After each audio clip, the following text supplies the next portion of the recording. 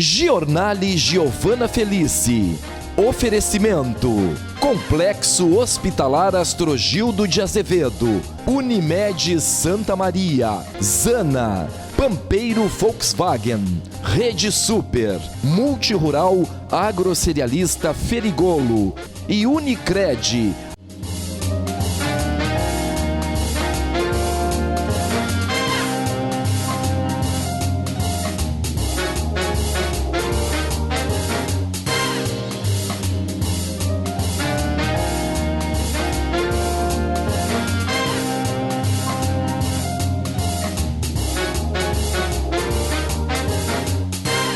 Olá, estreia hoje o Giornale Especial Jurídico, com o tema Negociações Litigiosas no âmbito jurídico, com quem tem notoriedade no assunto. O nosso convidado, o advogado e empresário, Dr. Ricardo Jobim. Especialista em negociações litigiosas com formação em Harvard e na Faculdade de Direito de Washington, Estados Unidos. É professor universitário de várias disciplinas, entre elas Direito Sucessório, Comportamento Humano e Negociação. Seus conhecimentos o levaram a ministrar aulas no Congresso Brasileiro de Direito de Família, no Congresso Brasileiro de Direito Médico e na Associação dos Advogados de São Paulo, além da participação em cursos online para milhares de espectadores. Dentre as entidades que já atuou, distingue-se a participação como presidente da Ordem dos Advogados do Brasil, OAB Subseção Santa Maria, e conselheiro da OAB Rio Grande do Sul por 2 vezes consecutivas. E a função de diretor da Câmara de Comércio, Indústria e Serviços de Santa Maria, a CACISB. Dr. Ricardo Jobim é um dos fundadores da TV Santa Maria e sócio do Grupo Diário de Santa Maria. Estou muito feliz em recebê-lo aqui, ilustre convidado para a estreia do especial jurídico. Você, uma personalidade bastante influente em nossa cidade, uma personalidade formadora de opinião em vários veículos de comunicação e pertence à 4ª geração de uma família que tem tradição na área jurídica e na política. Gerações que atuaram com brilhantismo e entraram para a história. Então é importante nós fazermos esse reconhecimento. Seja muito bem-vindo ao Giornale, Dr. Ricardo Jobim. Obrigado pelas palavras, Giovana. Fico lisonjeado, né? Muito honrado. Muito obrigado pela recepção maravilhosa e pelas informações. Claro, né? Eu fiquei lembrando agora, a gente faz bastante coisa na vida, né? A gente começou a falar muita monte de coisa e eu fiz mais coisa ainda. E não estou falando na área jurídica, eu falei várias coisas que eu já, várias frentes que eu já tomei na vida, seja como advogado, como empresário, mas que eu posso dizer que se eu tenho uma identidade, né, sobre aquilo que eu já fiz, inclusive algumas aventuras políticas, o que eu sou apaixonado mesmo é por negociação. Por negociação. Sou apaixonado por negociação litigiosa, ou seja, tudo aquilo que envolve que é o nosso uma assunto. situação tensa, situações trancadas, como a gente consegue superar obstáculos para resolver. E esse é um desafio do dia a dia, né? Hoje a advocacia, ela precisa cada vez mais disso. Com certeza. Com a velocidade do judiciário. Por isso que nós escolhemos esse tema tão importante para debatermos hoje. E quanto às considerações, você merece essas considerações, porque nós estamos falando nada mais do que a verdade, né? E em relação às suas aptidões, às suas qualidades, realmente você é um profissional multifacetado, todos nós conhecemos e sabemos. Bem, hoje vamos nos valer então da sua ampla experiência neste tema, que exige, além de muito conhecimento, também bastante psicologia nas relações, que são as negociações litigiosas no âmbito jurídico, e de como proceder para evitar tais conflitos. Vamos iniciar informando então sobre negócios empresariais. Dr. Ricardo Jobim, quais as prioridades e os cuidados que um empreendedor deve ter ao abrir o seu próprio negócio, para principalmente ter uma segurança jurídica? Olha, quando a gente fala de negociação, as pessoas acham, negociação eu sei negociar, eu já aprendi sabendo, porque você... Não, uma coisa é saber barganhar, outra coisa é saber negociar. Negociar é uma atividade muito mais complexa, que é vinculada a várias disciplinas, que passa pela psiquiatria, pela antropologia, pela história, pelo direito, e que explica exatamente quais são os processos humanos que levam as pessoas a terem conflitos. Conflitos judicializados, nos casos, às vezes, ou não. Quando se abre uma empresa, tem que se compreender um pouco dessa dinâmica para não tomar decisões erradas. Por exemplo, tu tem um grande amigo e quer abrir uma sociedade com ele. A sociedade é 50-50 e os dois administram. Olha, com raras exceções, a tendência, mesmo que sejam amigos e que continuem amigos, que as discordâncias comecem a aparecer. Assim como no casamento. No casamento, as pessoas não entendem que elas casam com as outras pessoas, mas 10, 20 anos atrás elas já estão casadas com outras pessoas, que as pessoas mudam, evoluem, alteram sua visão de mundo, enfim. É sempre um desafio de se renovar, e nas sociedades também isso existe. Então, quem quer abrir um negócio precisa entender, primeiro, regras claras, certo? E algumas regras as pessoas esquecem que ela não funciona. Por exemplo, eu entro com trabalho e 50% do dinheiro, meu outro sócio entra só com 50% do dinheiro, nós vamos dividir igualmente para o resto da vida. A chance de dar certo é muito pequena. A empresa precisa ter dono, ela precisa ter um líder, precisa ter alguém que tome as decisões. E o papel de investidor, que é meramente um apoio financeiro, ou do investidor que carrega o negócio, são situações muito diferentes. Então, quando a gente planeja, e muitas das pessoas que abrem negócios, elas imaginam que vão simplesmente empreender, que tudo vai dar certo. Sim, abrir as portas e iniciar. Mas dependendo da receita, já vai ter um estresse a curto prazo, certo? Porque o cara vai acabar se perguntando, por que eu estou trabalhando tanto, por que eu estou carregando tudo isso, e o outro só botou dinheiro e está ganhando mesmo. Sim. Tipo, eu estou colaborando mais, e daí começam a surgir outros conflitos. Mas a negociação, ela vai antes da formação da empresa. Às vezes, né, na concepção do negócio, tu precisa compreender como funciona a negociação, porque toda venda é uma negociação. Seja serviço, seja produto, é negociação. Então, é a mesma coisa. Assim, o que eu mais vejo? Eu vejo pessoas confundindo aquilo que elas gostam com aquilo com o produto que elas querem vender. Então, eu vou abrir uma loja, certo? E daí eu tenho bom gosto, eu vou abrir uma loja. Eu vou abrir uma loja só daquilo que eu gosto. Tá, mas teu gosto é 1% do público. Sim. Mas eu não gosto daquela, digamos no caso de uma loja feminina, daquele casaco de oncinha, entende? Não gosto daquele casaco, mas vende. Então, cara, bota pro mercado, porque não é sobre ti o negócio. Claro. Uma coisa é tu trabalhar naquilo que tu gosta, mas dinheiro e produto é uma questão diferente, que está além das tuas convicções estéticas, das tuas convicções culturais, e quem não estiver aberto a isso vai fracassar. Precisa entender o mercado, né, o público-alvo. E mesmo que queira trabalhar um público-alvo, às vezes esse público ou ele é pequeno, ou ele é muito competitivo, às vezes tu precisa remodelar o negócio e entender o seguinte, para a empresa, dinheiro é dinheiro. Não adianta, e como todo mundo já fala há muito tempo, dinheiro não aceita desaforo. Ou seja, tu quer investir, não seja muito sonhador, não seja realista. Examina o nicho de mercado que tu vai trabalhar, examina a competição, a tua competitividade de preço, o teu ponto comercial, como está estruturada a tua empresa, os teus acordos com os funcionários, que tipo de liderança tu vai ser para os teus funcionários. Vai ser uma liderança inspiradora, uma liderança forte, uma liderança fraca, ou seja, qual é o teu lado positivo e como é que tu consegue conduzir conflitos na administração do teu negócio. Às vezes tu contrata uma pessoa para atender numa loja e a pessoa atende mal e distrata um cliente, daí o que tu vai fazer? Sim. Vai demitir por justa causa, vai gritar com ela, vai ser grossa? Não. Isso funciona? Qual é a tua capacidade de identificar perfis para conseguir entender quais seriam os colaboradores que tu poderia ter que são os mais talentosos, mais motivados e com mais resultado? Tudo isso é negociação. E, então, quando as pessoas falam, poxa, a ciência da negociação ela está disponível para que as pessoas consigam conceber modelos de negócio que têm êxito, sim, fundamental, é necessário, porque a gente sabe que a maioria dos negócios, principalmente no Brasil, eles são mal planejados, certo? E os que duram mais de 5 anos, eles estão sempre mudando o foco, se adaptando, porque ao contrário do japonês, o brasileiro ele não planeja. O japonês ele perde 2 anos planejando se necessário, mas quando executa ele sabe exatamente o que ele está fazendo.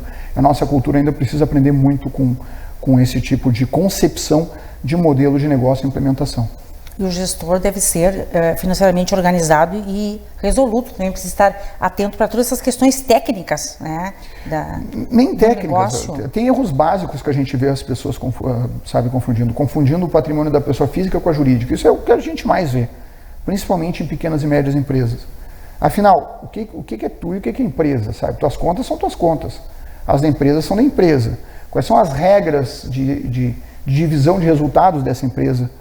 Porque se misturar os dois, amigo, a chance... Não dá certo. Não tem como, porque tu não tem nem como crescer se tu está desorganizado. A escalabilidade é fundamental em qualquer negócio, por exemplo. Digamos que tu abre essa loja que eu falei, tu abre essa loja, vou abrir outra filial, vou abrir 10 filiais. Tu consegue administrar 10 filiais? Em quantas cidades? Bom, tu conhece a cultura daquela cidade, se ela é receptiva ao teu produto? Não, agora eu vou trabalhar com franquia. Eu digo, tu conhece esse mercado? Tem que ter capacidade para evoluir. Muitas das franqueadoras são, na verdade, o negócio é vender franquia e não é que dê certo.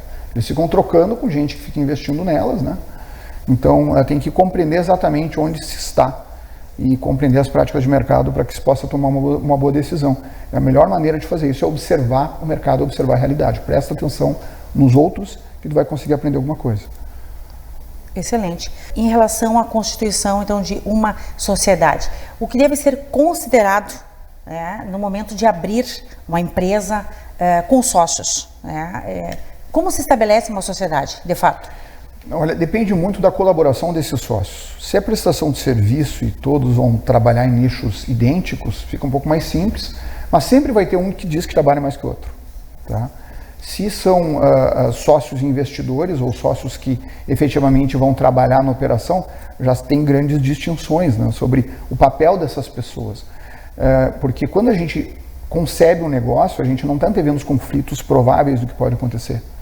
Então, um acordo de cotistas, isso daí já entra na parte jurídica, uma política de governança corporativa, uma política de compliance, o que pode, o que não pode. Eventualmente, muitas empresas familiares, como o exemplo da minha, dá uma discussão, tá? Mas tem um familiar lá que tu vai arranjar um emprego para ele, para fazer ele se desenvolver na empresa. A tua empresa é familiar ou ela é corporativa? Né? Meu escritório é familiar, eu não quero abrir mão disso, certo? Ou ela é uma empresa corporativa e que as relações são absolutamente impessoais. Depende muito de escolhas que as pessoas vão fazer, principalmente como o mercado vai ler essas escolhas e principalmente o compromisso que vai se ter com a clientela e com os negócios. É difícil, é uma orquestra, sabe? Sim. E daí, tem que estar tudo pré-estabelecido, tem que estar pré-definido. Exato. E assim, os erros comuns, né? O pessoal calcula verba para inaugurar a empresa, acha que tem controle sobre o custo orçamentário, que é sempre maior do que se planeja, e esquece de guardar dinheiro para capital de giro.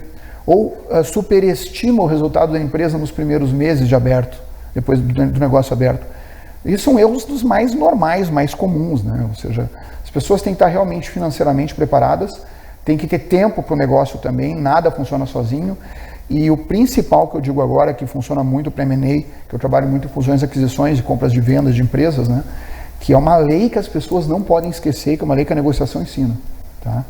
Know-how não se subestima. Se tu acha que uma atividade tipo posto de gasolina dá dinheiro e por causa disso tu vai entrar nela, não fica achando que vai ser fácil. Quem tem 20 anos de conhecimento nesse mercado já tem uma visão diferente da tua.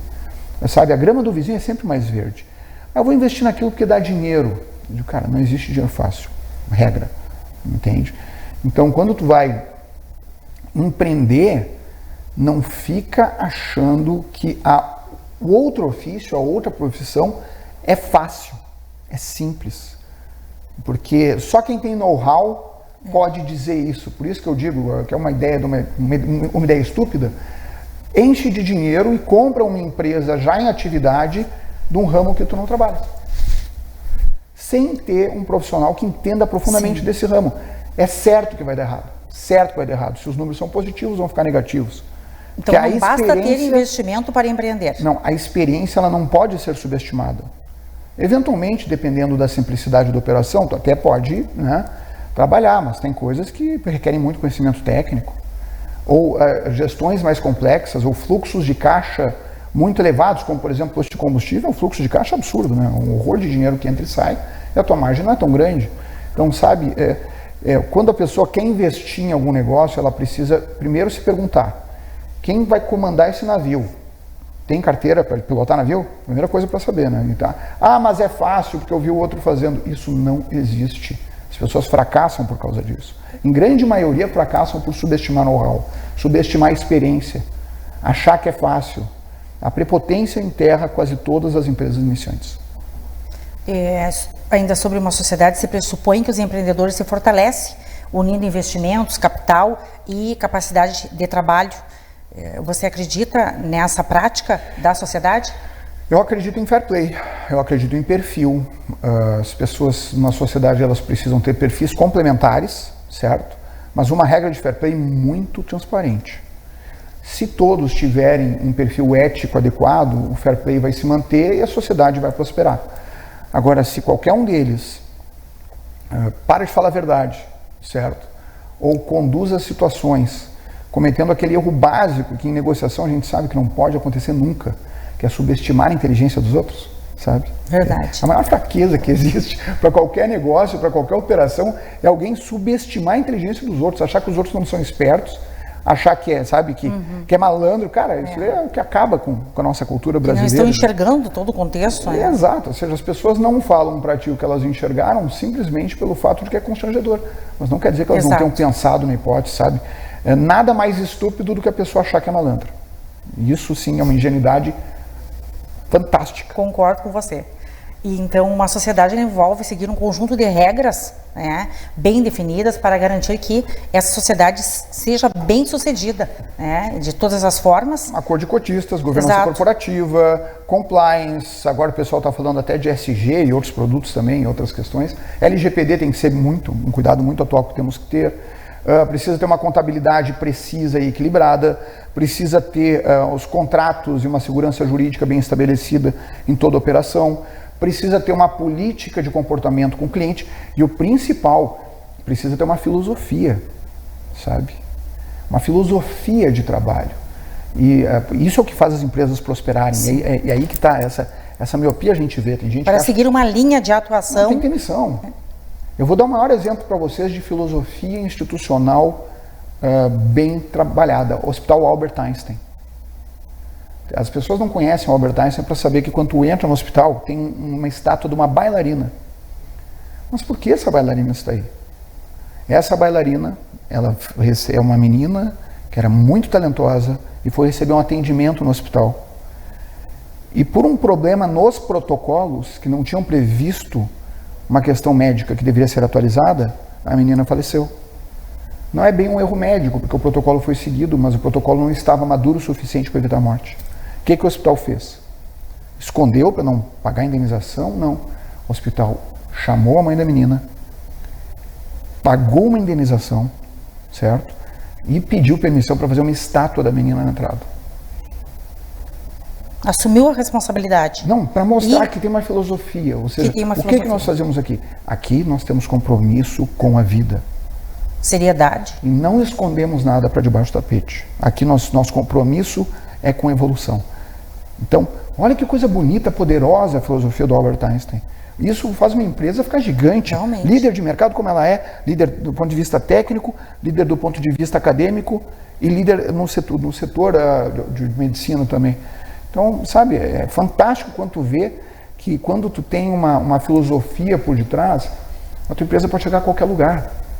Ela não tem barreiras, certo? Porque tu precisa, além de simplesmente trabalhar e ganhar dinheiro, tu precisa fazer sentido a dedicação que tu dá para a empresa.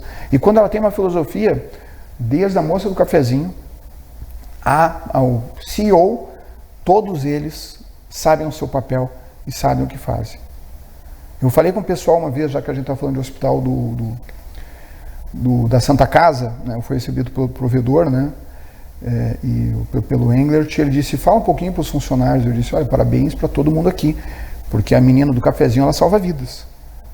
Ela não está aqui para servir café. Não, o que tu faz aqui? Tu serve cafezinho? Não, tu salva vidas. Porque ela serve o café para o pessoal do operacional, que está toda uma complexidade, cuja missão é salvar vidas. Claro. Mas ela faz o papel dela nesse processo. Mas ela não serve café, ela salva vidas.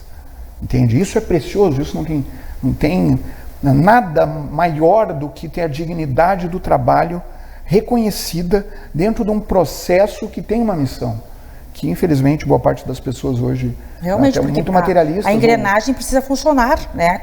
Completamente. E as pessoas precisam ver sentido no que elas fazem, desde o de fazer cafezinho a fazer uma cirurgia cardíaca. Exatamente. Dr. Ricardo Jobim, você já comentou aí sobre desacordos de sociedade, mas vamos aprofundar mais, né? Queremos saber, na negociação, como se faz para concluir, né, uma sociedade, porque muitas vezes o sócio já não quer mais, um deles não está mais com desejo de continuar, né, os negócios. Então, qual o desfecho? Às vezes são amigos, né, e acaba até a amizade. Então, qual é o melhor caminho dentro de uma negociação? O melhor caminho é separar primeiro o que é o profissional do que é o pessoal, sabe? Porque se tu vai querer negociar trazendo uma carga emocional de vários anos para encerrar uma sociedade, não tem como dar certo. Entende? As pessoas têm que ser práticas. Ou seja, meu objetivo é sair da sociedade. Ótimo. Mesmo que haja dores e motivos e discordâncias, tu não está lá para falar das discordâncias, tu está lá para construir as concordâncias. O quanto vale a empresa? O quanto vale o capital social? Quem compra de quem? Ela continua aberta? Ela fecha? O que acontece? Sabe? Então tem que ser pragmático. Extremamente profissional. Extremamente profissional. E tem que ter coragem também, porque inaugurar uma conversa sobre rompimento de sociedade, principalmente sociedades que levam anos, requer muita coragem. Sim. Porque é a mesma coisa que acabar com o casamento. Tu precisa entender que a partir dali vai ser diferente, né? Quer que tu continue no ramo, quer que tu saia do ramo, não interessa, mas então requer uma maturidade emocional muito importante, sabe? Sim, eu acredito que é necessário muito jogo de cintura, flexibilidade na dissolução dessa sociedade para que ela ocorra menos traumática, né, possível. E uma compreensão, porque aquilo que eu falei das pessoas se acharem mais inteligentes com as outras, do que as outras, infelizmente é regra. As pessoas se autossubestimam, quer dizer, desculpa, elas subestimam umas às outras permanentemente, e isso é ofensivo, isso agride, entende?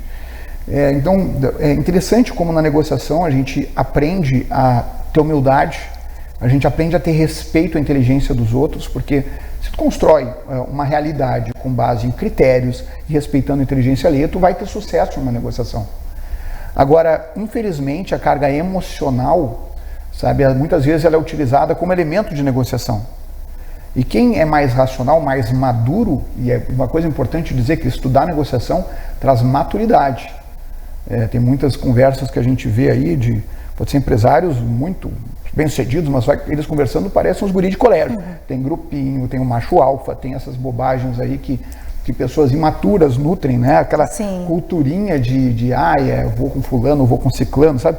Uma psicologia de primeiro grau, de quinta série, que incrivelmente ainda afeta empresários nos dias de hoje, porque eles não têm maturidade para entender como funcionam essas dinâmicas e que isso é uma perda de tempo ridícula, né? Ou seja, uma pessoa madura, ela tem segurança no que pensa, segurança no que fala, e ela não se influencia por esse joguinho de status aí. Na verdade, quem acredita em status, acredita em ser importante, em ser poderoso, é um fraco. Começa por aí. Esse cara já tem uma vulnerabilidade extremamente explorável em negociação. Porque basta encher ele de elogio, que o que ele vai fazer? Ele vai ceder, ele vai concordar, ele vai gostar de ser elogiado, né? Ele vai, está, né? Mas no fundo, porque aquilo é importante para ele. Porque aquilo é importante para ele, mas muitas vezes ele vai estar sendo usado e nem percebe. Porque está me agradando, eu sou o cara. O pior de tudo é a vaidade, porque a pessoa mente para si mesma, né, e acredita nas mentiras dos outros ainda. Sim. Então, o que é fantástico no estudo mais profundo de negociação na área da psicologia e também na área da antropologia é que a gente percebe que é um exercício que nos faz refletir e ver as relações humanas de uma forma bem mais diferente, bem mais responsável e bem mais madura do que a gente costuma ver por aí. Muito bem. E, doutor Ricardo Jobim, ainda se tratando aí de uma sociedade, no caso de descumprimento dos sócios, inadequação, expulsão, por exemplo, se estamos numa situação mais complicada, aí é preciso um maior cuidado, um litígio, né, da negociação. Claro que os sócios, de todo modo, recebem os seus direitos, mas... Não dá para dizer isso, sabe? Porque depende muito, eu já vi de tudo. Mas vamos pensar uma negociação litigiosa, certo? Sócios com uma discussão na justiça, uma ação de dissolução de sociedade, discussão pela administração, ação de prestação de contas, porque um acha que roubou o outro. Pensa no pior quadro de litígio, certo? Na pior briga.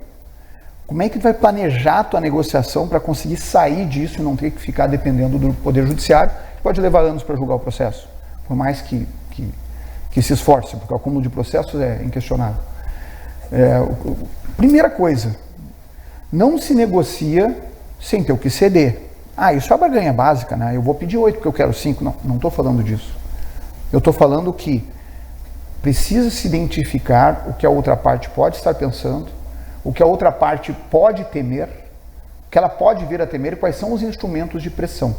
Examina as tuas armas, porque toda negociação eficiente, ela é feita com sorrisos, cordialidade, mas cada um com um porrete aqui atrás e que o outro sabe que o outro está com um porrete, porque envolve medo. A negociação envolve a exploração do medo, mas não de uma maneira antiética, mas simplesmente de uma declaração da realidade, de dizer, olha, tu vai tomar esse caminho, ok, mas já estou te dizendo, eu vou tomar esse, se tu tomar esse. Então, para tudo tem uma resposta. São raras as vezes que os negociadores não têm nada para fazer para melhorar a sua situação original, é raro.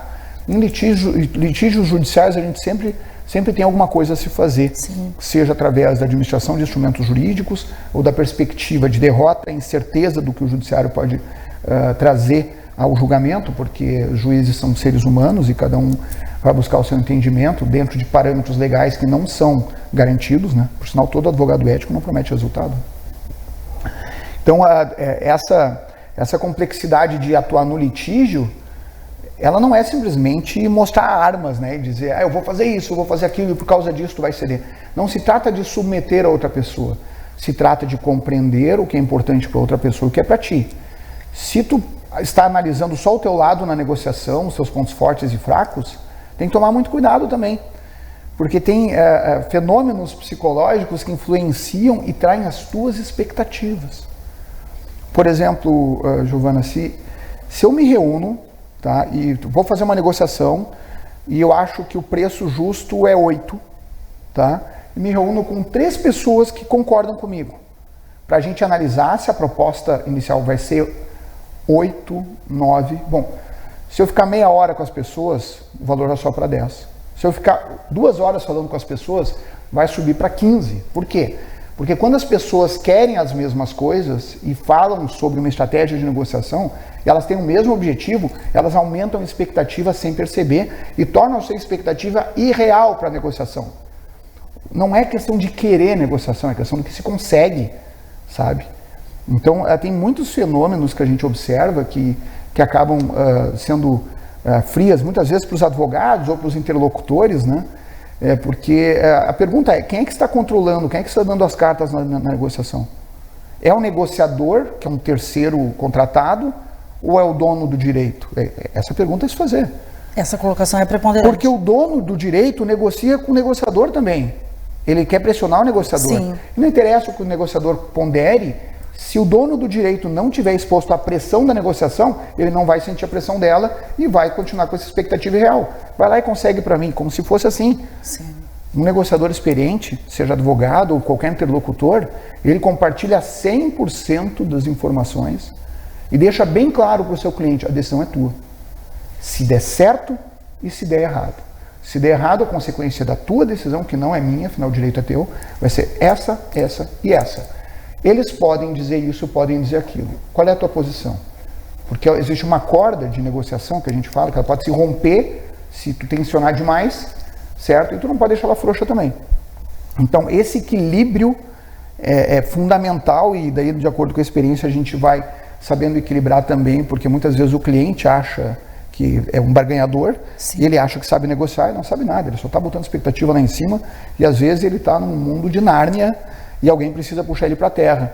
E daí o negociador fica parecendo aquele cara chato, né, que está querendo jogar para baixo. O cara está jogando para baixo, não estou jogando para baixo, eu estou querendo te trazer para uma realidade daquilo que é factível.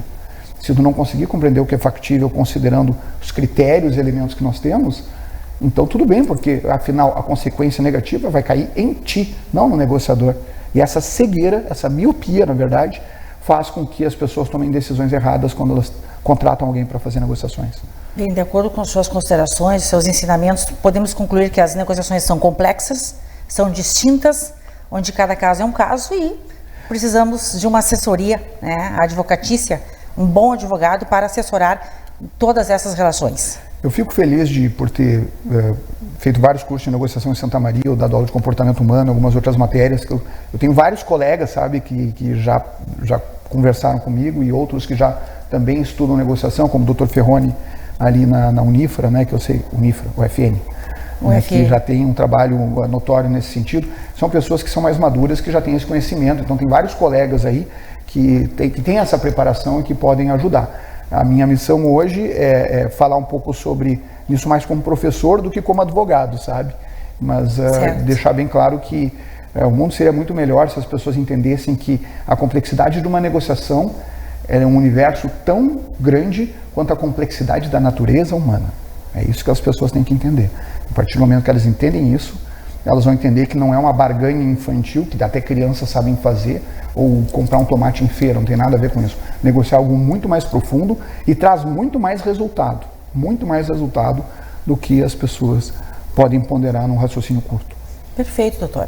Doutor Ricardo Jobim, em relação a um assunto da atualidade que implica também em negociações, que reflete na vida dos empreendedores, que é sobre a alta taxa de juros do Banco Central. Quais são as consequências da alta taxa de juros para a população, para a economia do país? A princípio, eu diria que para estimular o consumo, o juro baixo é melhor, certo? Mas, ao mesmo tempo, a decisão do Copom, certo? E a decisão do Banco Central a respeito disso, ela é um processo de negociação, porque ela examina a economia, examina os setores, os reflexos, precisa controlar os processos inflacionários a curto prazo, médio prazo, precisa considerar o gasto público, o desempenho das bolsas de valores, o desempenho do câmbio. Então, eles pegam inúmeras variáveis para pegar indicadores que calculam essa taxa de juros. E alguns já são previsíveis, de forma que existem cálculos já pré-prontos sobre a taxa de juros que deve ser praticada. Isso quando a gente está falando de economistas responsáveis. Agora, esse é o cálculo. Eu até poderia dizer que eu adoraria que essa calculadora fosse quem definisse a taxa política, a taxa de juros no Brasil. Eu adoraria. Mas não. O presidente do Banco Central precisa anunciar a taxa de juros. Daí o que acontece? Os governos podem ser a favor ou contra, a política se agita, somos contra, somos a favor, daí fica aquele agito, porque vamos derrubar o presidente do Banco Central, e por aí começa um processo de negociação da justificativa de por que aquele raciocínio econômico, científico, matemático precisa ser afirmado. Então, mesmo quando a ciência exata da matemática vem para nos ajudar e nos dizer qual é a taxa de juros que a gente deva praticar, sem haver uma negociação política, isso não acontece. Ou seja, é a negociação afetando uma ciência exata. Sim. Então, agora, as consequências o pessoal sabe, né? Ou seja, quem trabalha com financiamento bancário, que tem dívidas, isso retrai um pouco a economia, tem o benefício de controlar um pouco a inflação, certo? Porque o consumo exacerbado não é da inflação, mas tem outras variantes diversas que incentivam nessas taxas aí, essa complexidade melhor ser respondida por um economista. Chama o Lúcio Antunes aqui, que ele sabe te explicar. Mas as empresas elas têm menos incentivos a tomar empréstimos para realizar investimentos, especialmente investimentos produtivos, com esse aumento de juros. É que as coisas estão interconectadas. Por exemplo, se a economia vai muito mal, a empresa não vai vender. A empresa vai quebrar. Porque ela não vai conseguir vender. Se a população não tiver dinheiro, não vai comprar da empresa. Então, mesmo que ela tenha incentivos com juros baixos e possa investir, a economia não vai dar o retorno para ela, porque as pessoas não vão ter dinheiro. Especialmente os pobres, que eu volto a dizer. É quem mais paga imposto nesse país. É quem mais é sacaneado nessa estrutura toda. Mas não existe esse negócio do dinheiro do pobre, do dinheiro do rico, né? Que o dinheiro circula. A gente fala como se fosse de uma pessoa só. E todas as empresas que dependem da economia e do fluxo financeiro, que dependem do aquecimento desse fluxo financeiro, dependem que essa taxa de juros seja responsável também. Não adianta eu pegar um financiamento e construir, por exemplo, 10 supermercados no mesmo bairro. Não tem sentido. Não tem sentido. Sabe? A economia ela é mais complexa do que isso. Então, esses outros fatores têm que ser considerados. Às vezes, como diria o Friedman, né? O alcoolismo e a inflação tem sintomas muito parecidos, né? Porque a inflação, tanto na inflação quanto no alcoolismo, nós sentimos os ótimos efeitos a curto prazo, mas depois vem a conta. Então, para o empresário, às vezes, que vai reclamar que a taxa de juros está alta, ele tem que entender que aquela medida é necessária para que ele não sofra de um mal maior depois. Excelente. Porque está todo mundo no mesmo barco na economia, não tem esse negócio de eu tenho meu negócio, meu mundo separado, isso não existe. O Jornal Especial Jurídico faz um breve intervalo. Na sequência, continuamos a nossa entrevista com o advogado e empresário Dr. Ricardo Jobim. Volto em instantes.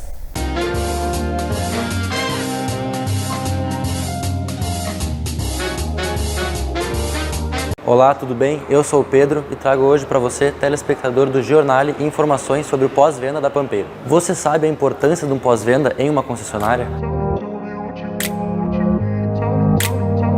Aqui na Pampeiro, o pós-venda é dividido nas seguintes áreas: recepção, agendamento, oficina, funilaria, lavagem e garantia.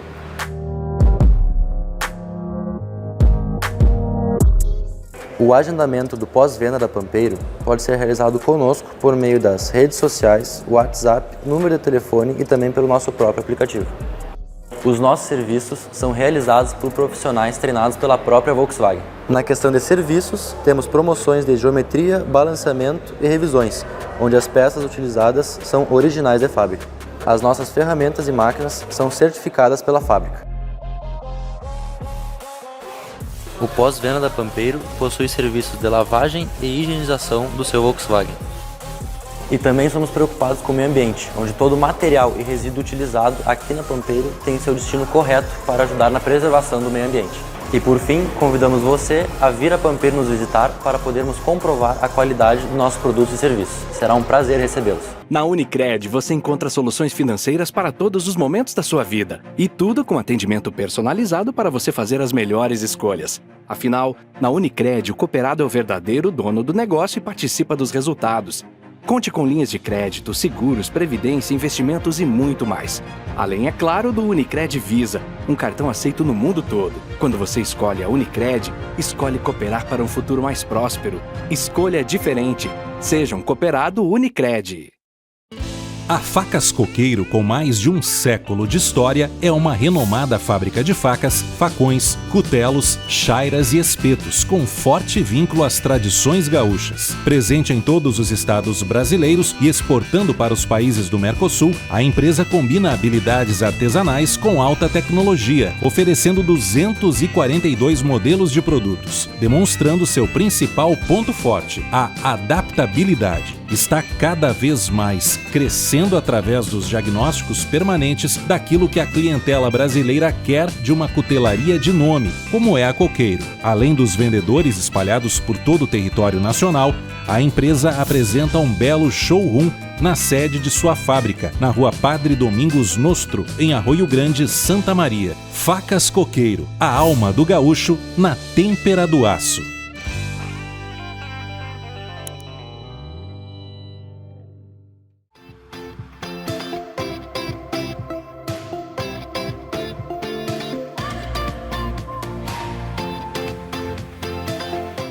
Os postos estão localizados em 2 endereços, na entrada da cidade e no centro de Jaguari, para oferecer produtos e serviços de excelência. Rede de Postos Aires, gasolina certificada em 7 endereços. Bandeira Shell em 2 endereços em Santa Maria e Jaguari. Bandeira Ipiranga em Camobi e Jaguari. Bandeira Rodoil em São Vicente do Sul e Petrobras em Tupanciretã. Rede de Postos Aires. Quem conhece, abastece.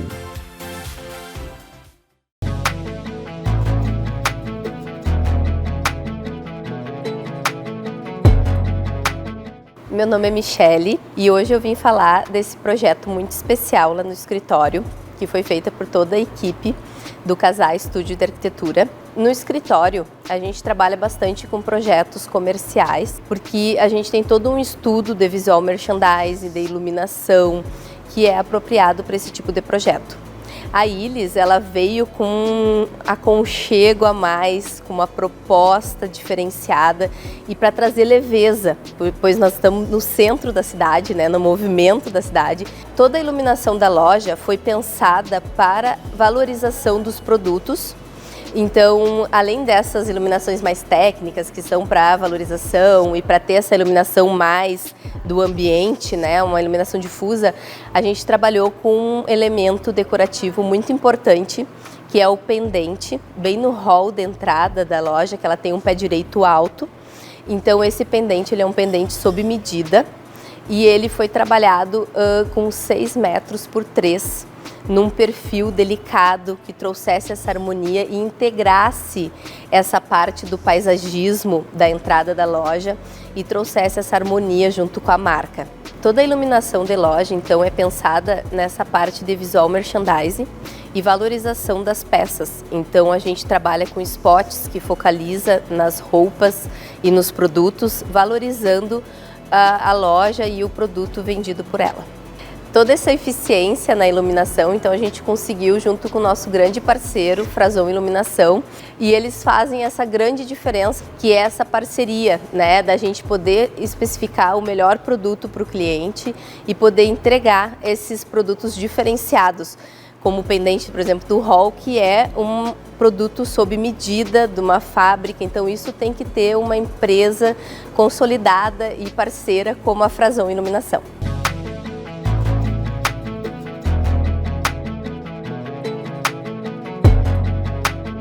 Multirural Agrocerealista Ferigolo, há 22 anos empreendendo com força no segmento do agronegócio no estado do Rio Grande do Sul.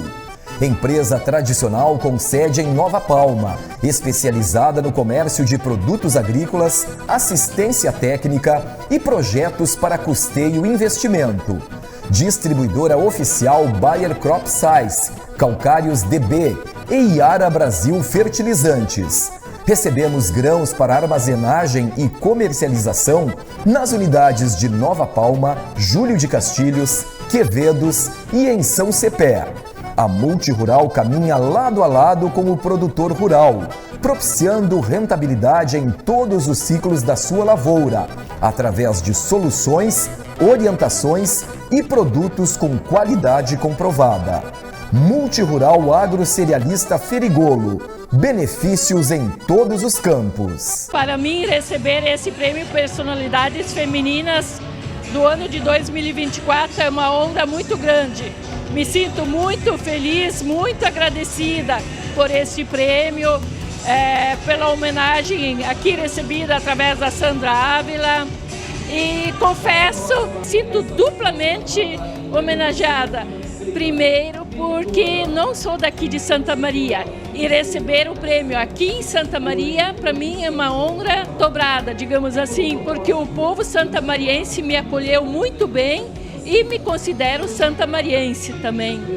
E um outro motivo que também me sinto muito honrada é pelo fato de ser diretora executiva do Complexo Hospitalar Astrogildo de Azevedo, e todos nós sabemos que aqui no Brasil este cargo é quase 100% ocupado por homens.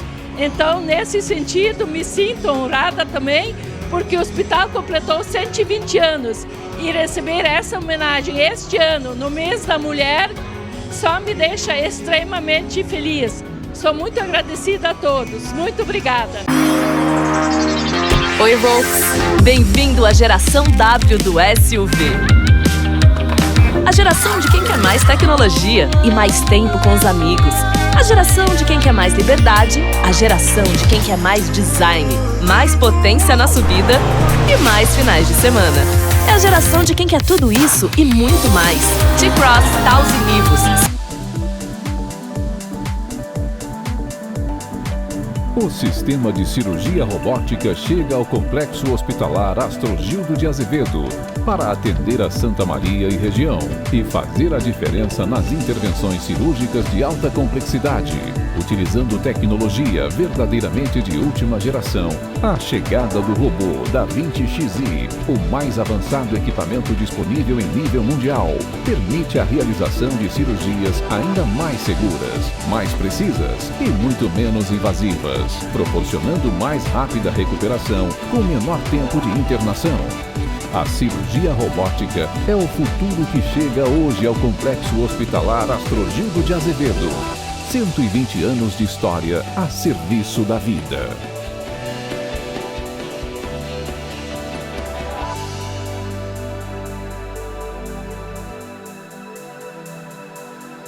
A minha experiência com o aplicativo da Rede Super foi que eu moro ali perto do Rosário, vi um outdoor que falava sobre baixar o aplicativo e comprar. Nunca tinha comprado online em supermercado, mas de delivery de comida. Eu sempre chego meio cansado do trabalho e, na verdade, eu sou meio preguiçoso também para fazer compras e tudo mais. Para quem quer essa comodidade, é muito prático. Eu super indico o aplicativo. Acho que você deveria baixar e pelo menos ter uma experiência de ir no mercado de uma forma diferente, de uma forma virtual. Aqui tem cuidado, aqui tem qualidade, aqui tem excelência. O Hospital Unimed Santa Maria é nível de excelência nos mais altos padrões de qualidade em saúde no Brasil, de acordo com a acreditação ONA.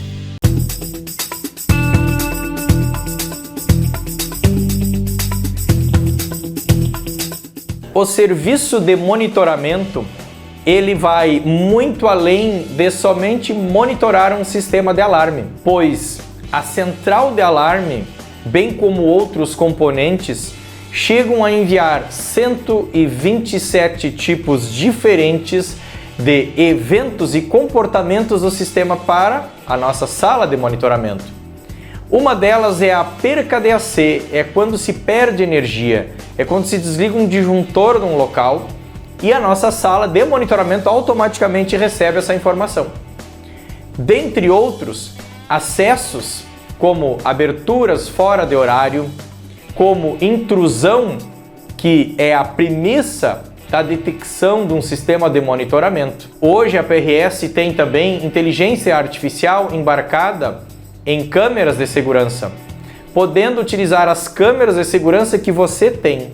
O simples fato de nós atribuir a inteligência artificial que nossa sala de monitoramento tem em seu sistema de câmeras faz com que nós consigamos detectar pessoas, detectar comportamentos no cenário, fazendo com que aumente sim a sua segurança. A PRS está constantemente em evolução para proteger o seu maior bem. Aqui tem cuidado, aqui tem qualidade, aqui tem excelência. O Hospital Unimed Santa Maria é nível de excelência nos mais altos padrões de qualidade em saúde no Brasil, de acordo com a acreditação ONA.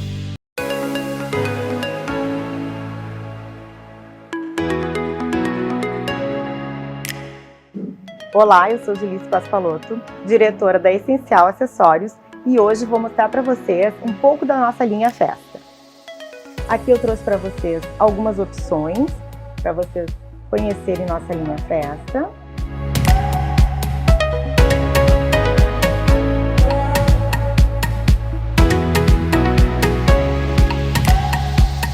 Aqui eu trago para vocês este material que nós utilizamos nas consultorias, porque inclusive aqui na loja você pode trazer o vestido, o sapato, fica muito mais fácil de escolher os looks.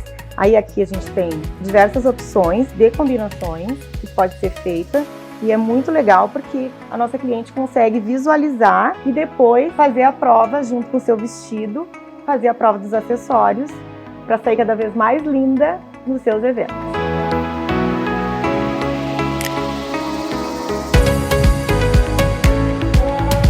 Os acessórios são peças fundamentais na composição do look e nós estamos aqui para ajudá-las a se sentirem cada vez mais lindas e seguras para qualquer ocasião. Será um prazer atendê-las aqui no Essencial Acessórios.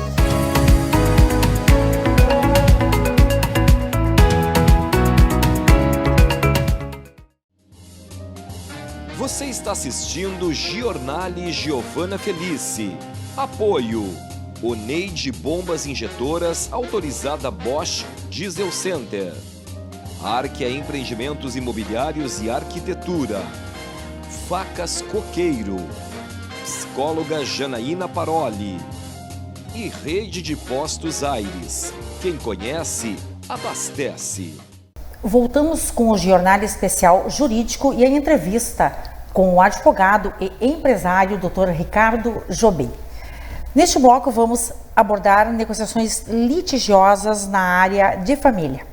Dr. Ricardo Jobim, vamos falar então de negociações difíceis. Como são as relações interpessoais entre familiares que não têm o diálogo?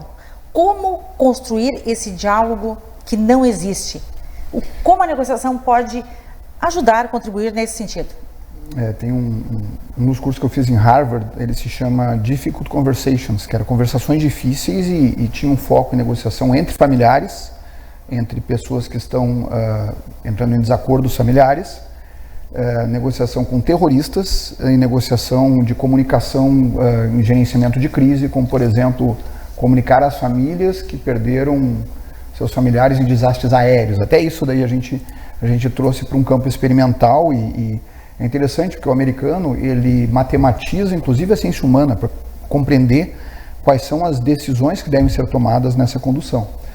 Daí se pega muito da psicologia, da psiquiatria dentro dessas estratégias e se fala o seguinte: dentro das relações familiares existe uma coisa chamada de gozo psicológico, que são processos repetidos de não comunicação. A pessoa fala a mesma coisa sempre, reclama da mesma coisa, a outra reage da mesma forma. E daí, quando passam-se os meses, os anos e continua esse processo, é um círculo vicioso que a gente chama, as pessoas estabelecem que não conseguem mais conversar mais, assim como um casal que está em vias de rompimento. Esse diálogo acaba. Então a gente tem desde algumas técnicas da psicoterapia que são fundamentais para a gente conseguir conversar, que é desde a empatização, da paráfrase ou da inquirição, que são métodos de comunicação aplicados que primeiro rompem com essa estrutura de repetição, né? Porque a gente sabe que as conversas dentro das famílias elas são emocionais e são lógicas, mas prioriza a conversa lógica através do rompimento da forma de comunicação que antes era adotada. Por exemplo, a melhor forma de se comunicar não é afirmando as coisas, é fazendo perguntas. Mas quando se faz perguntas sem ouvir as respostas, não adianta perguntar.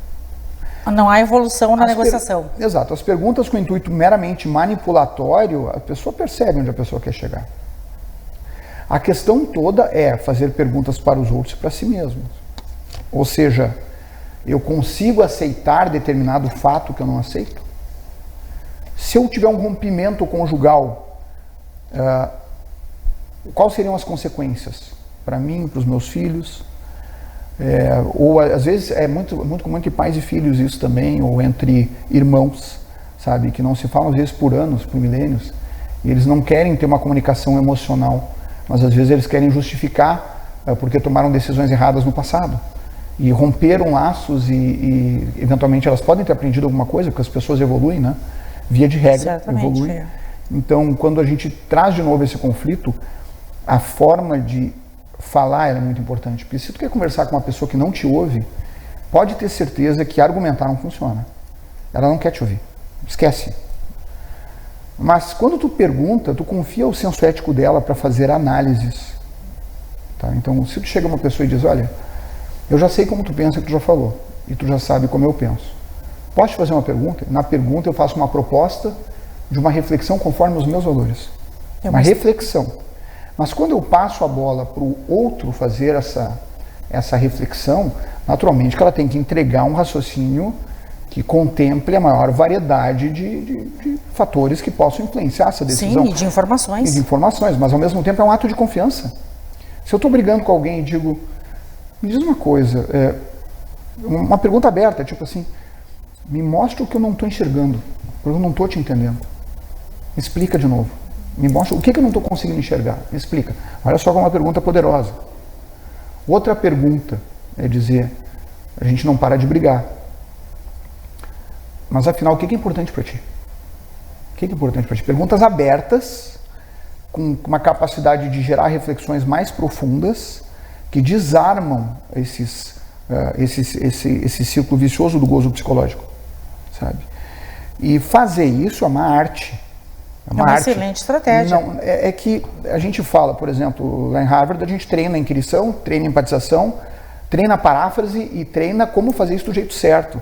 Na mediação, a gente traz, que é um outro curso que eu fiz, que no processo de mediação a gente consegue entender exatamente qual é o papel e até que ponto tu pode assumir responsabilidade naquilo que tu está dizendo, até que ponto não é tua responsabilidade, sabe? Então, toda essa forma de comunicação, ela exige treinamento. E é um treinamento que, olha que, como eu disse, para a gente ganhar maturidade, né? Porque ela te dá um tapa na cara esse treinamento, porque ela te ensina a ouvir ativamente, o active listening, muitos falam disso em negociação, porque uma coisa é falar disso, tá? Eu falar de teoria, outra coisa é experimentar na prática. E todo o método socrático de Harvard funciona como? Te dá um exercício, tu vai lá, faz, erra, depois eles analisam o teu erro. Mas ninguém te ensina nada. Eles te expõem ao erro como forma de aprendizado. Tu grava e nunca mais esquece. Só que de repente tu começa a aplicar essas estratégias dentro de casa. Técnicas. Essas técnicas. Podemos chamar de técnicas. Essas técnicas. Mas é que quando se fala técnica, sabe, parece que a pessoa que domina a técnica, que ela tem um poder absurdo. Na verdade, não. Porque essa técnica, ela não faz só tu aprender a fazer pergunta para os outros. Ela faz aquilo que é mais difícil, que é tu aprender a te perguntar sobre os teus conceitos, questionar a si mesmo aquilo que tu pode ter errado, aquilo que pode estar certo. Ela te obriga a evoluir. Claro. Ela te obriga... Porque você identifica em você mesmo algumas deficiências que talvez não... Talvez tu perceba que a culpa é tua. Exato. Sabe? E isso requer maturidade. Muita maturidade. Muita maturidade. Quem consegue trabalhar isso daí, geralmente toma decisões mais acertadas na vida pessoal. Então, quando quer construir pontes de conversa entre familiares, por exemplo, tem marido e mulher que estão brigando que não param, tu não vai botar os dois na mesma sala para conversar. Não, tudo tem um momento.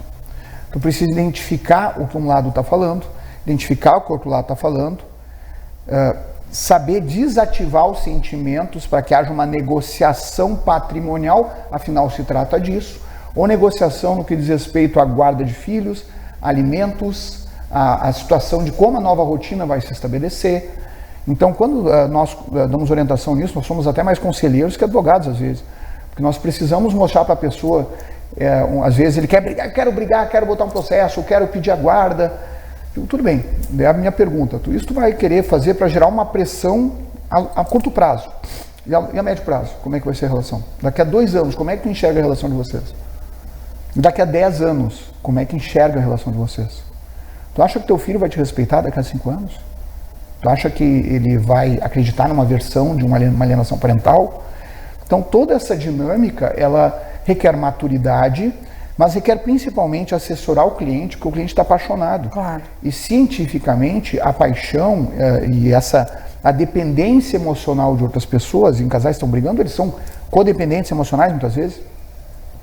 É uma coisa muito abrupta, porque é que nem a dependência química, sabe? É que nem se livrar das drogas, ou acabar com o hábito de fumar, ou mudar um hábito muito consolidado de convívio com aquela pessoa. Sim. E quimicamente é uma forma de dependência. Então, às vezes, as pessoas, através a partir do rompimento de uma relação, muitas se desesperam, pensam até no absurdo do suicídio, e não sabem que elas estão apenas se desintoxicando de um sentimento, certo? Que elas não podem mais manter. E já é difícil aceitar isso. E realmente a pessoa que está sob desespero químico, porque é um processo químico, ela não acha que no outro dia ela vai estar melhor, né? Não é no outro dia, às vezes é dentro de um mês tu começa a respirar.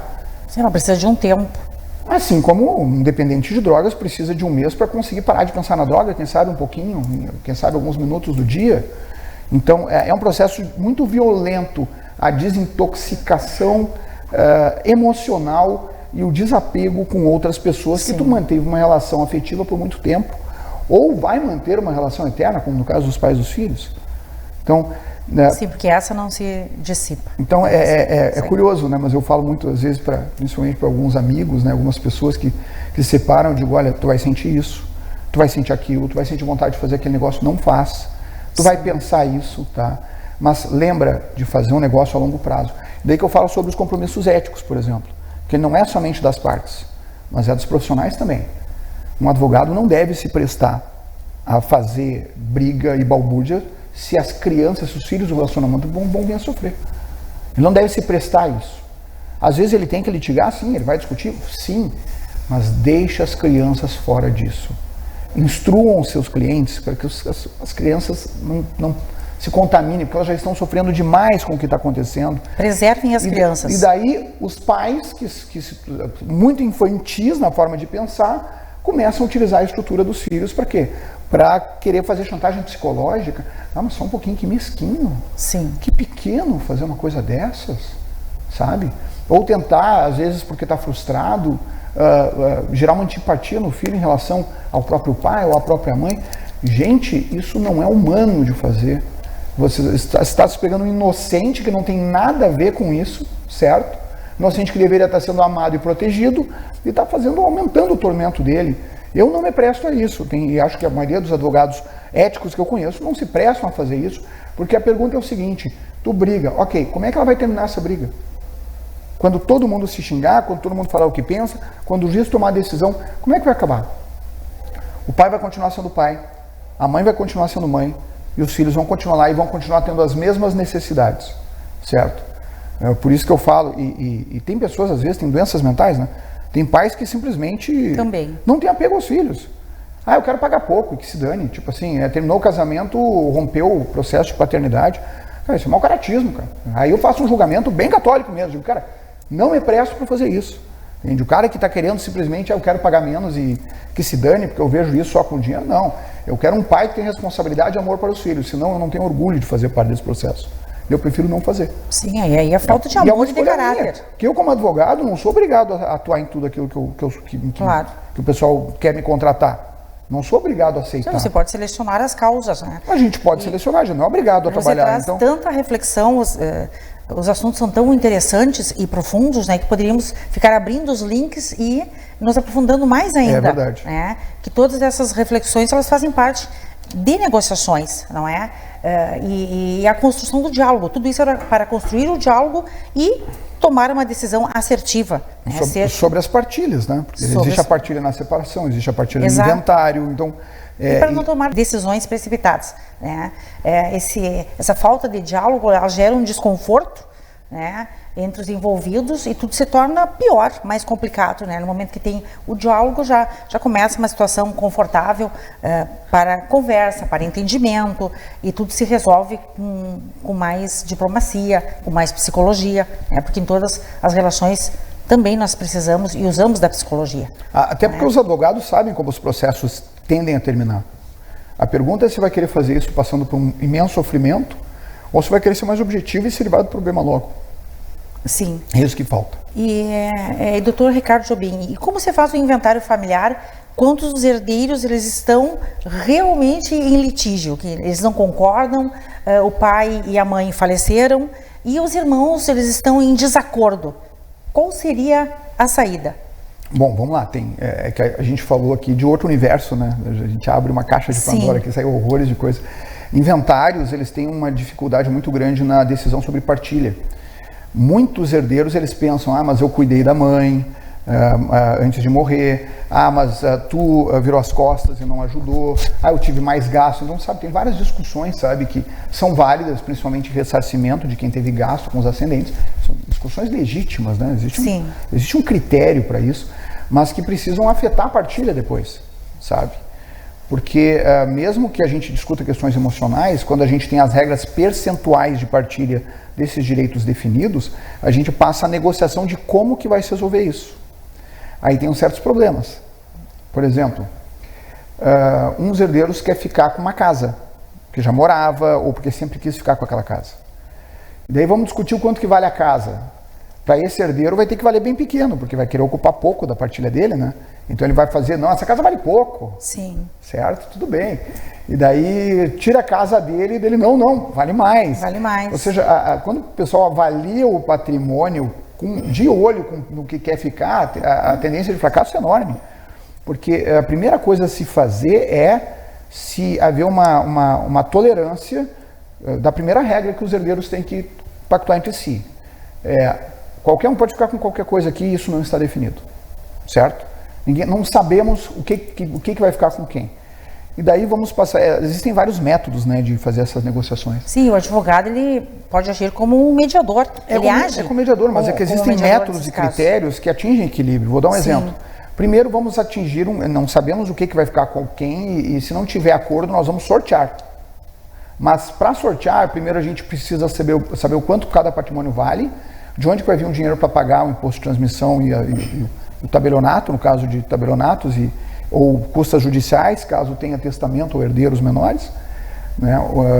Então, vão se discutir de como que vai se fazer isso. Então, se avalia o patrimônio primeiro. Todo mundo concorda que esse patrimônio vale isso? Concordamos. Ok. Agora, uma outra sugestão. Cada um dá 3 sugestões de partilha que aceitaria, no que diz respeito à sua parte, considerando que o patrimônio vale. Eu aceitaria essa casa, mais um percentual aqui. Eu aceitaria isso, mais aquilo. 3, ok. Daí o advogado pega, todo mundo em envelopes separados, sem se comunicar, tá? Pega e vê se é compatível. Se não for compatível, vão ser poucos pontos, geralmente, porque todo mundo vai ter o seu plano A, plano B e plano C.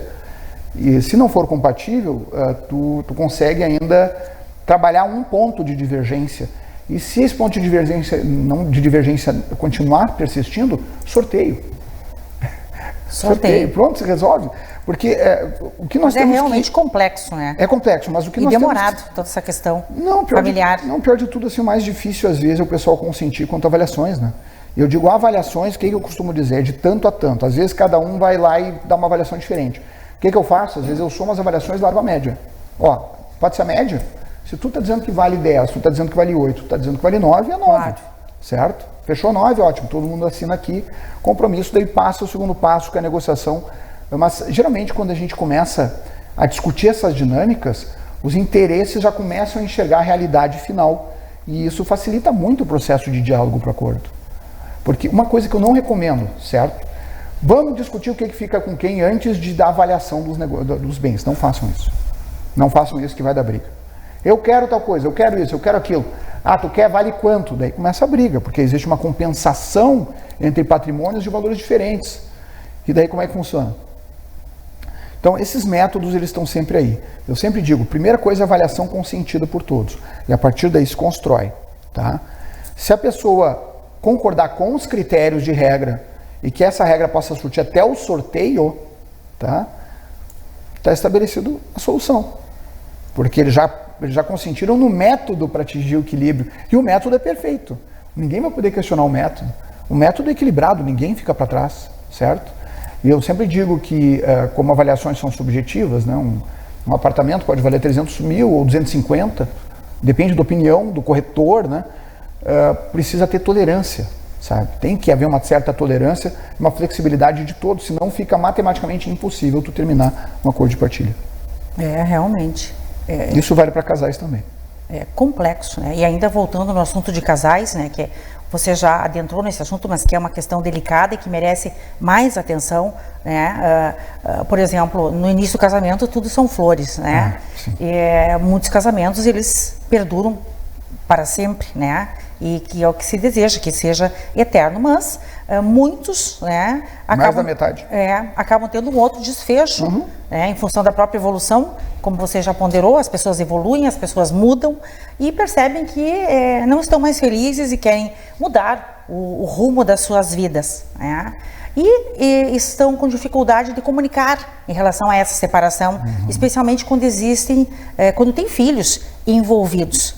Então, e muitas vezes falta essa coragem, né? Então, doutor Ricardo Jobim, dentro o nosso tema negociações litigiosas, como comunicar uma separação? Qual o melhor caminho? Depende muito do que acontece no casal. Por exemplo, se tem traição, a coisa fica mais complicada. E se a pessoa vai encerrar um casamento porque já tem um outro caso, eticamente fica muito mais difícil esse processo. Eu sempre costumo dizer que ninguém é obrigado a se manter casado. E que aquela pessoa que tu casou há 20, 30 anos, ela não é mais a mesma pessoa hoje. Porque tu mudou e a pessoa mudou. Sim. E às vezes a compatibilidade ela é testada periodicamente, na medida que as pessoas vão se conhecendo, essas novas pessoas que surgem de acordo com o passar dos anos. Quando a compatibilidade acaba, o respeito ele pesa muito, a admiração pesa muito. Eu vou dizer que a situação mais legal que eu vejo é quando uma pessoa, por exemplo, ela quer olhar para o lado, porque ela já está interessada em outra pessoa, mas ela não fez nada. Ela primeiro vai, termina o relacionamento, certo? Daí sim está livre para fazer o que quiser, a partir do momento que terminou está livre. Mas porque ela é livre também para escolher com quem ela anda. Eu acho corretíssimo. Ninguém está preso a ninguém. Agora, se vai fazer isso, faz na porta da frente, não precisa enganar outra pessoa. Não precisa iludir outra pessoa. Até porque se tu está olhando para o lado, significa que tu não quer mais essa pessoa. Ou tu é infantil o suficiente de achar que vai ter os dois mundos, né? O mundo da festa e o mundo do casamento, cara. Exato. Isso é maturidade. A vida é feita de escolhas. O que tu quer tudo? Não, isso não existe. Ninguém tem direito a tudo. Em nada, sabe? Então, sempre tem que abrir mão de alguma coisa. Sempre tem que abrir mão. Mas a forma de comunicação, ela não pode ser perto dos filhos. Ela precisa ter um ambiente apropriado. Tem gente que usa aquela estratégia, vou para um restaurante que é lugar público, que daí não dá briga. Não é para ir, não é assim, tá? Porque tu tá fazendo isso porque tu morre de medo de falar. Tá? Não é esse o objetivo. Não é. Só pega um ambiente fechado, tira as facas de casa, guarda as facas, tô brincando. É só uma piadinha. Mas é quase isso. Fala a verdade. Se não estiver mais gostando da pessoa, fala. Infelizmente, tu pode ficar bravo comigo, mas em termos de sentimento, eu acho que já deu. E não tem outro caminho, sabe? Se ver. Mas o principal, se preocupa, se tiver filhos, tá? Antes de fazer isso, tenta comunicar e já entra em acordo com o separando ou a separanda para ver o que vai se fazer na transição para os filhos. Tem gente que procura psicólogos para saber orientações da melhor maneira de comunicar os filhos, porque eles vão passar por um momento difícil também. Tu não está separando um casal para os filhos, está separando a família. A família está acabando. Eles têm algumas reações, sabe, que são complexas. Os filhos não têm, estão em desenvolvimento, eles não têm a maturidade necessária para entender esse processo. Eles não estão, com certeza. Eles não têm estrutura psicológica para suportar isso. Então saiba que muitas vezes eles que vão sofrer. E daí tu tem uma decisão, um conflito de valores que tu tem que avaliar. Por exemplo, se tu ama teus filhos, às vezes tu não vai querer fazer a separação porque tu ama eles e não gostaria que ver eles passando sofrimento. Ah, mas eu amo meus filhos, mas eu estou sofrendo, eu quero me separar, mas não quero me separar, então eu vou fazer isso, mas eu vou trair. Bom, aí tu já está errado, cara. Tu tem que entender que renúncias são obrigatórias nas decisões maduras. São obrigatórias. Não pode ter os dois mundos. Se vai trair, separa apesar dos filhos. Os filhos, existem métodos de contar para eles têm condição de superar isso. Quanto mais novo, mais fácil supera. Tá? Sim, é importante essas orientações. Mas fala e respeita a inteligência da outra pessoa. Respeita a inteligência. Ela também está percebendo que a coisa está diferente, que a tua linguagem vai estar mudando, teu jeito de se comunicar vai estar mudando, teu olhar vai estar diferente, sabe? E essas são as regras comuns que a gente percebe quando o desinteresse aparece, sabe? E por mais que seja duro, é muito legal, né? Fazer uma homenagem para outra pessoa e dizer eu te respeito e por causa disso eu quero me separar porque eu acho que eu vou fazer alguma coisa. Eu acho que eu vou fazer uma bobagem. Pronto. A outra pessoa vai pirar, mas tu é tão legal que ela não vai conseguir nem ficar com raiva. Eu acho que as duas situações, elas trazem sofrimento. Quando, no momento da separação, ocorre o sofrimento, mas o sofrimento ele vai amenizando, não é? Sofrem porque também cria-se laços, se estabelece laços com amigos, né? Então se conhece e se convive com... É uma vida, afinal de contas é uma vida, com uma série de pessoas que no momento da separação isso pode, né, ocasionar uma diferença nesse convívio. Então, aquele momento da separação, ele acaba sendo doloroso, porque ele implica num convívio social. Eu compreendo, né, falando... E tem que dar espaço para outra pessoa. Isso. Agora, se permanecer na relação, uma relação que não existe mais felicidade, né, onde essa infelicidade também é transferida para os filhos, né, eu comento que pais felizes, filhos felizes. Então aí o casal vai ser infeliz para sempre. Então, é uma escolha. Tem que haver uma compreensão sobre a licença poética, né? Ou seja, tu não acha que tu vai te comunicar que tu quer te separar e achar que a pessoa não vai ter uma reação forte a respeito disso. Então, entenda que essa pessoa vai receber essa informação, ela vai ter que lidar com ela E se ela não aceitar a ideia, ela vai passar por uma crise. Então pega leve. Primeiro comunica, dá um tempo para outra pessoa processar isso. Porque existem as fases, né, da negação, a fase da revolta, a psicologia. E muitas vezes essas questões psicológicas então, dá um tempo, sabe? Comunica, respira e dá um tempo para a pessoa passar pela negação, passar pela raiva, passar por desespero. Porque é uma comunicação que causa um impacto emocional muito grande. Então, comunica e calma e te prepara para a reação. E administra ela durante o tempo, mas continua respeitando, continua tendo fair play. Se tu perder o fair play, tu perde tudo. Tu perde contato, tu perde o respeito dos filhos, tu perde o respeito da família. Porque está toda a família assistindo. Você falou aí no impacto, né, psicológico, que essas questões psicológicas envolvidas são importantes. Então não é comunicar e dizer, valeu, estou saindo de casa agora. Não, cara. Porque naquele momento as pessoas... Dá um tempo para a pessoa, dá um tempo para a pessoa assimilar. Elas ficam com os nervos à flor da pele, né, e podem tomar as decisões sabe? E daqui a pouquinho a pessoa vai lá e faz uma bobagem também. Perde o controle briga da situação. Contigo, sei lá, te bate. Exatamente. Às vezes mulheres batem homens como homens batem mulheres. Isso aí, sabe? O processo emocional é muito profundo, então a gente tem que ter ideia do que está por vir, sabe? Não dá para subestimar as reações das outras pessoas. E muito menos aquele negócio, estou saindo amanhã também. Tipo, passo refrigerante. Pessoal, tu quer me separar de ti, passo refrigerante? Não. Seja homem, ou seja mulher o suficiente, tá? Ou LGBTQIA+, também, não sei, para poder falar para o parceiro ou parceira e dizer, ou parceire, eu não uso essa linguagem, tá? Deixar bem claro, só fiz piada. Para dizer, olha, não dá mais. Realmente. Estou a fim de cair fora, não quero mais. Ninguém é obrigado a querer. Mas nós temos a escolha de respeitar ou desrespeitar as pessoas. E é aí que a gente tem que refletir. É preciso ter coragem para ser feliz. Exato. Muita coragem. Dr. Ricardo Jobim, o tema deste especial jurídico é sobre negociações litigiosas, conflitos que ocorrem e que é preciso encontrar uma solução, uma saída, né, diante de tantas adversidades. E hoje nós levantamos várias adversidades, vários pontos aqui neste especial. E já que estamos falando de conflitos familiares, vamos destacar um assunto que está na grande mídia, que é a respeito da guerra Israel e Hamas. Incontáveis famílias, infelizmente, ceifaram suas vidas neste grande conflito. Em tempos tão evoluídos, em tempos tão tecnológicos, ainda nós nos deparamos com a guerra. Do seu ponto de vista, por que as guerras continuam ocorrendo e o que a guerra, esse conflito, ele pode trazer de prejuízos para a economia mundial, além da própria vida, né, das pessoas, que é em primeiro plano? Bom, a tecnologia da agricultura que Israel oferece para o mundo é fantástica. É fantástica. Nós temos que compreender que geralmente as guerras elas são por causa de questões econômicas, como a guerra da Ucrânia, certo? Questões econômicas, a Rússia quer um porto que abra o ano inteiro e não que nem o porto da Sibéria, que só abre 6 meses ao ano. E a economia mundial, os Estados Unidos vão lá, querem chamar a Ucrânia para a OTAN como uma forma de romper aquela meia Europa que sempre foi uma separação entre o Ocidente e a OTAN e também China e Rússia. Muito pode se falar disso, mas sobre Israel nós temos raízes de conflito um pouco mais profundas, porque a gente fala de uma questão cultural religiosa, da composição de países onde a religião faz parte do sistema político, certo? Israel ele não é adversário da Palestina, Hamas é adversário de Israel. Israel já tentou várias vezes acordo de paz, nunca teve sucesso, porque até acho muito curioso como todo mundo diz para Israel: pare de atacar a Palestina, que é onde o Hamas se esconde, usa crianças e usa hospitais e faz toda aquela barbaridade.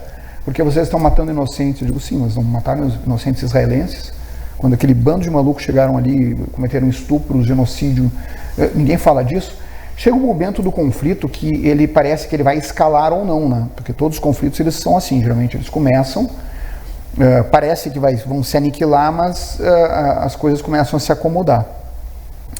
O objetivo de Israel é aniquilar com Hamas, e não tem escolha, porque não queiram falar de Israel, que Israel deva ter paz, enquanto o escudo antiaéreo de Israel fica neutralizando mísseis que vêm do Líbano e vêm de vários lugares o tempo inteiro por vários grupos radicais, eu não vou chamar de muçulmanos, porque eu respeito a religião muçulmana, mas de terroristas, tá? Mas nós chegamos numa situação de negociação ali que ela se tornou impossível. Ela se tornou impossível porque, olha só, o Hamas tem reféns. E o Hamas diz, eu troco reféns por cessar fogo. Não troca. Não troca pelo seguinte, não existe confiança em palavra em guerras. O Hamas sabe que se entregar os reféns é questão de tempo, que Israel vai acabar catando todo mundo do Hamas e vai matar igual. Porque é uma questão até de sobrevivência, né? Afinal, quem começou nesse conflito recentemente foi o Hamas. Foi quem atirou a primeira pedra, né? Ou quem deu... Tirar a primeira pedra, caso bíblico, não. Mas quem deu o start foi esse. Então a pergunta é o seguinte, se Hamas libertar os reféns, o Hamas confia que Israel vai parar de atacar? Não, não confia, certo? Israel quer os reféns, mas sabe que o Hamas não tem como entregar, porque se entregar vai ser aniquilado, sabe? Então o Hamas utiliza dos reféns como uma forma de inibir a resposta de Israel ao ataque que o Hamas fez a Israel, certo?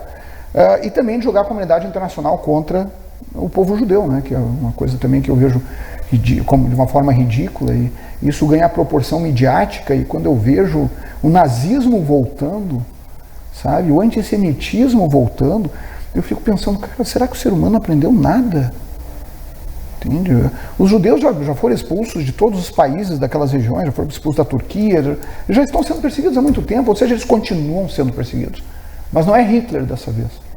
Dessa vez são outros povos que têm lá suas convicções religiosas, políticas, não interessa, mas que não estão dispostos a ceder. Infelizmente, às vezes as negociações se tornam impossíveis. E nesse caso, Israel fica inibido de atacar por causa dos reféns, certo? As famílias dos reféns fazendo pressão, comunidade internacional fazendo pressão, e o Hamas sabe disso. Então, algumas negociações não vão acontecer, como essa não vai acontecer. Não existe garantia nenhuma de parte a parte de que libertando os reféns ou fazendo um cessar-fogo, que isso um dia vá parar, porque a gente está falando de uma guerra de 2000 anos, não é uma guerra que começou semana passada. A religiosidade é preponderante. Eu não sei se eu chamo isso de religião, sabe? Porque a partir do momento que a gente fala que a nossa fé fala que a gente tem que aniquilar outro ser humano, pode ser qualquer coisa, menos fé, sabe? Isso não é fé, isso é outra coisa, isso é sistema político. A partir do momento que a tua convicção, que deveria te conectar com o sagrado e se ver como bom, né? Com a paz, com a felicidade, que é o objetivo de todo mundo que busca uma religião, e a partir do momento em que o princípio religioso é aniquilar o outro, da terra ao mar, como eles falam, né? A gente sabe que fica irrazoável, que não é razoável. E mais, a eleição incoerente, americana, né? Mas e a eleição americana alguns historiadores, eles colocam essa questão sacra do território sagrado, do início da civilização hebraica. Bom, boa parte dos monumentos nesse espaço geográfico eram considerados binacionais. Até houve um bom trabalho de intermediação até da ONU para conseguir pacificar aquilo ali. Mas eu volto a dizer, enquanto as pessoas não tiverem liberdade, não funciona. Então vamos analisar as propostas, tá? A proposta de Israel, reconhecimento do Estado palestino, já propôs várias vezes na história, e é estranho que ninguém fala disso, né? Quantas vezes Israel lutou para reconhecer o povo palestino, a diferenciação do que são os palestinos e o que são os integrantes do Hamas. São povos diferentes, com culturas diferentes. Eu não acredito, um palestino que apoia o Hamas, ele não quer uma Palestina livre. Ele quer a aniquilação do povo palestino, certo? Ou do povo do movimento terrorista, tá? Então, chega um determinado momento em que fica impossível, e o que eu vejo e que eu acho muito curioso é que todo mundo exige que Israel pegue leve quando o seu escudo antimísseis não para, quando estão bombardeando Israel todos os dias. Não ataca eles, cara, mas só um pouquinho, perguntaram para o Hamas se o Hamas quer paz? Não, só estão perguntando para Israel, né? Ou seja, continue sendo atacado e não faça nada. Isso não é uma proposta razoável em negociação em qualquer lugar do mundo. Por isso que eu digo, infelizmente, isso daí só vai acabar quando os grupos terroristas forem aniquilados. Não vai haver negociação quanto a isso. Porque cada vez aumenta mais a hostilidade, né? Exato. E a guerra se estende. Se sobreviver, assim como o número de mortos. Se algum refém restar vivo, tá? Depois que o Hamas for localizado, as lideranças dentro da Palestina forem mortas, certo? Ou presas, a gente vai saber o efeito prático dessa guerra. Mas tanto faz, porque tu tem o Hamas, mas tu tem o Hezbollah, tu tem vários outros grupos terroristas que continuam fazendo uma frente que é impossível de combater. Eu digo, o problema todo da origem dessa guerra é que é uma guerra cultural. Cultural. Extremamente... Essa daí ninguém vai solucionar. Dr. Ricardo Jobim, teríamos muito mais a falar. Eu agradeço a sua disponibilidade, a sua atenção e a contribuição, né, através dos seus conhecimentos e da sua excelência, né, na atuação ao longo desses anos, né, e o jornal continua sempre à sua disposição. Obrigado pelo exagero. Sua visão empreendedora no saber jurídico certamente contribui com os nossos telespectadores, não só o telespectador do jornal, mas também de outros programas que nós temos aqui na TV Santa Maria, que você é convidado a participar. Então, eu estou agradecendo a sua contribuição em nome de todos, né, os programas que você já participa aqui, né, e continuará participando, sempre solícito e nos trazendo conhecimento, né, sendo bastante estudioso em todas essas situações, né, como eu lhe falei inicialmente, você é um profissional multifacetado. Então, certamente que o nosso telespectador agradece por isso. Foi um imenso prazer recebê-lo aqui e volte sempre, né? A casa é sua, portanto, sinta-se em casa. Obrigado, Giovana. Eu fico muito feliz de participar da criação e ter atuado como fundador da TV Santa Maria, que é um projeto que todo mundo também nos chamava de louco, né? O que esses caras acham que vão fazer programação própria por tanto tempo? Na época, eu, o André Televisão, o Ayrton, brigávamos tanto. A gente tinha o Nicolo, o Mauro Castanho, a Seura, a gente fez todo trabalho nisso daí. E daí a gente é uma realidade há quantos anos já? 11 anos? 14 anos. 14 anos, cara. Já faz 14 Estamos anos. aí firmes e fortes. Eu fico muito feliz de ver a Giovana, que é essa jornalista de postura, jornalista de classe, de conteúdo, sabe? Eu tenho uma honra imensa de ser entrevistado por ti. Muito obrigada. Porque eu te respeito muito, tá? E acho que o teu trabalho é fantástico. Muito obrigada. Fico lisonjeada com suas palavras. E o jornal, como lhe falei, continua à disposição. Obrigado. E no próximo bloco teremos música aqui no Jornal em homenagem à primeira edição do especial jurídico, com a participação de integrantes da banda Pro Hits. Não saia daí, o Jornal continua imperdível.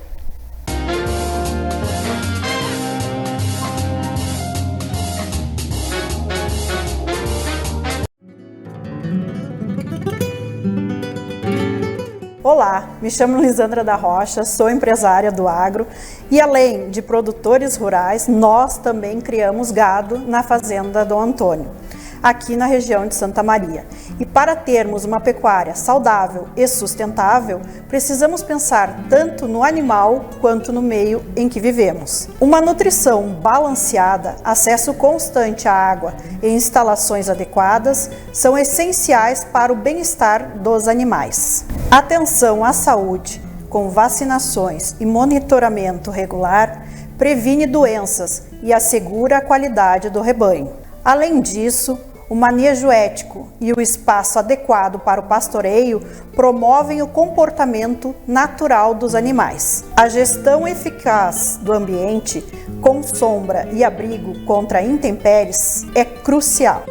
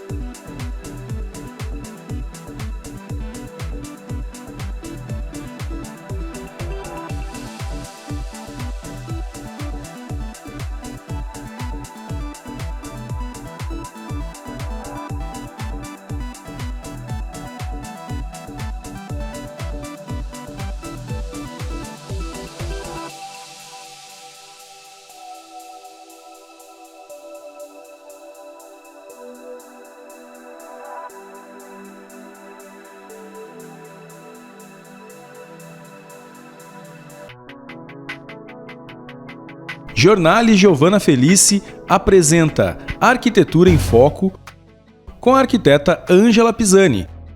Oferecimento Frazon Iluminação.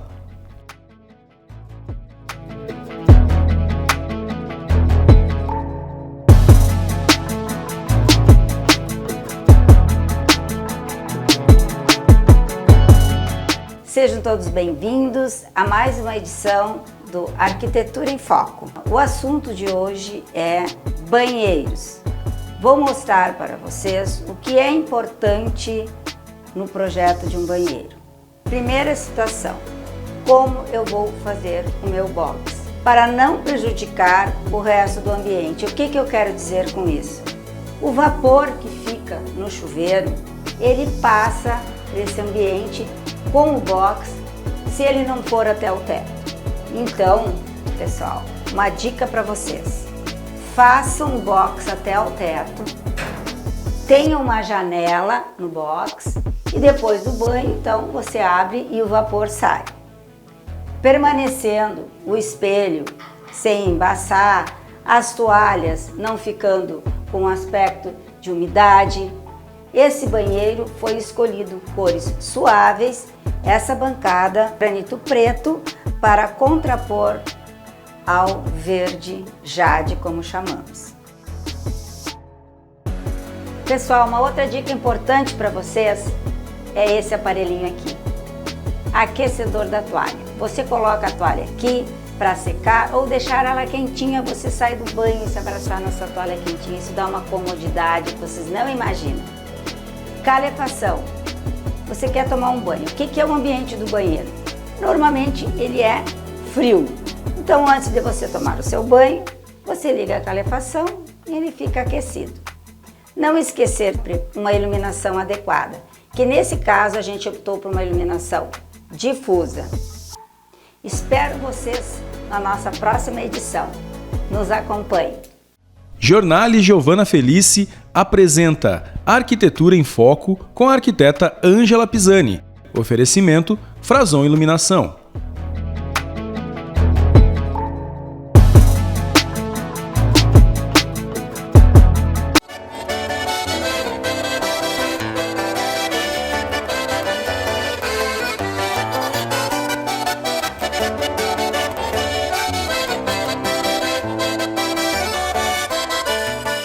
Falando da usina de etanol, a importância que tem não só do etanol, que a usina está projetada a 420, 430 mil litros por dia, né?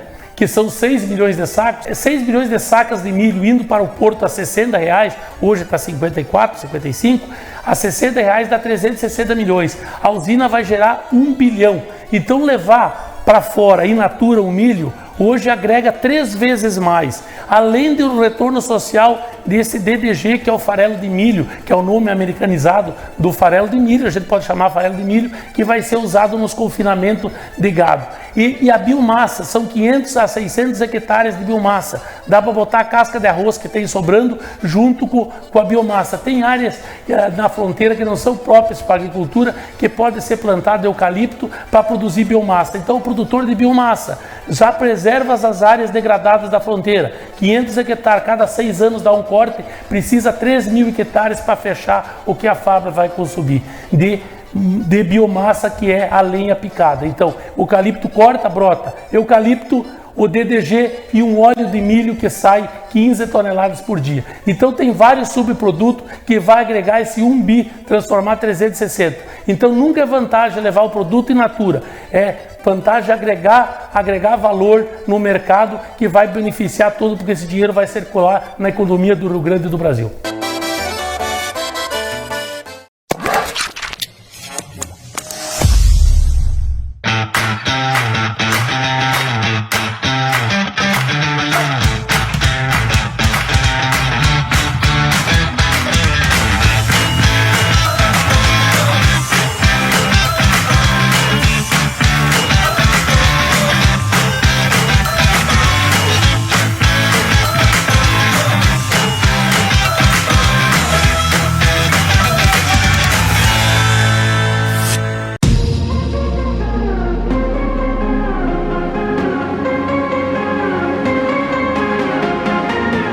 Perseguição.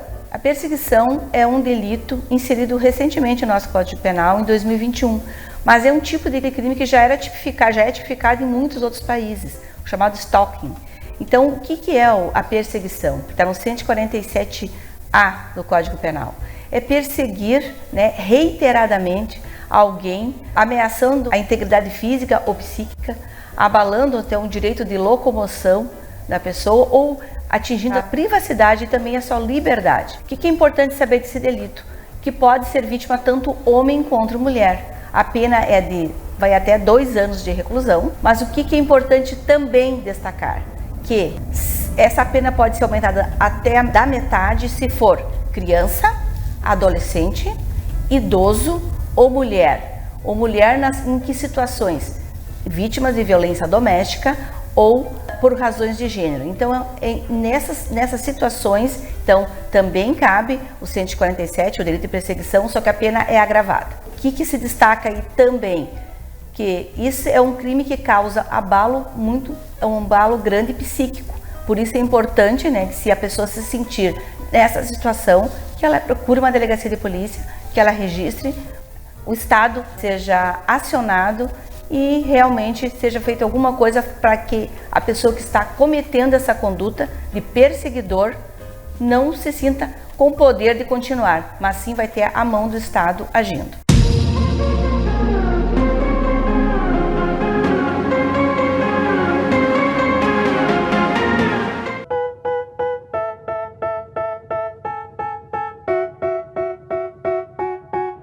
They tell me that I'm never gonna make it. They want me to do something that can make. Olá pessoal, tudo bom? Me chamo João Luiz Pena, sou diretor do Shopping Santa Madre de Santa Maria. Venho aqui contar um pouquinho da história da Santa Madre que começou em 2015 em Santa Maria e toda a região central. A gente trabalha com eventos corporativos, festas particulares, formatura, festa em casa, né? O nosso principal cliente hoje é as festas em casa. Juntar a família, juntar os amigos. Trabalhamos com chopp Pilsen, IPA, Red Lager, nosso queridinho Triplo Malte, chopp de uva, nosso Mouse Beer. Temos uma parceria muito grande com a Giovana e é um prazer imenso para nós estarmos aqui no programa Giornale.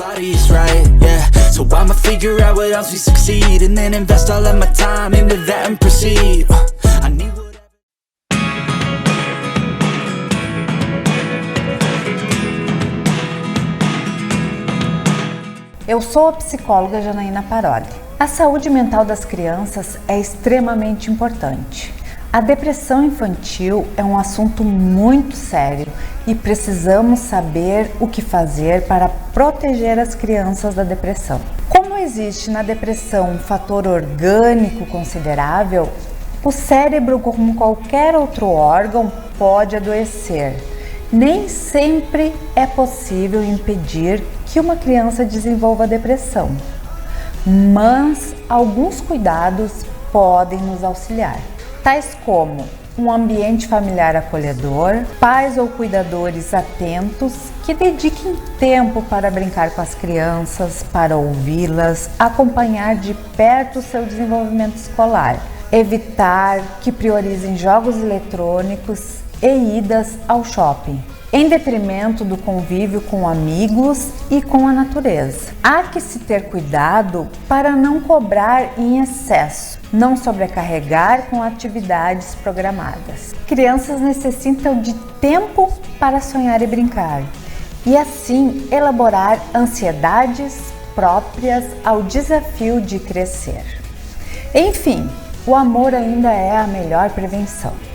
Ao primeiro sinal de que a criança possa estar deprimida, buscar a ajuda de um profissional capacitado da área da saúde mental é fundamental para vencer esta batalha.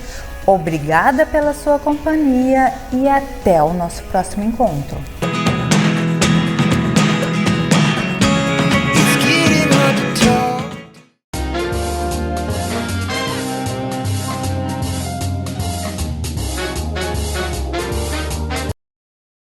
Você está assistindo Giornale Giovana Felice. Apoio Museartes, Centro de Educação Musical. Norberto da Cas Lounge. PRS Monitoramento. Léo Guedes Makeup Artist. Essencial Acessórios. Sul Contábil Assessoria Empresarial. E Tecnosom, instalação de som e alarmes.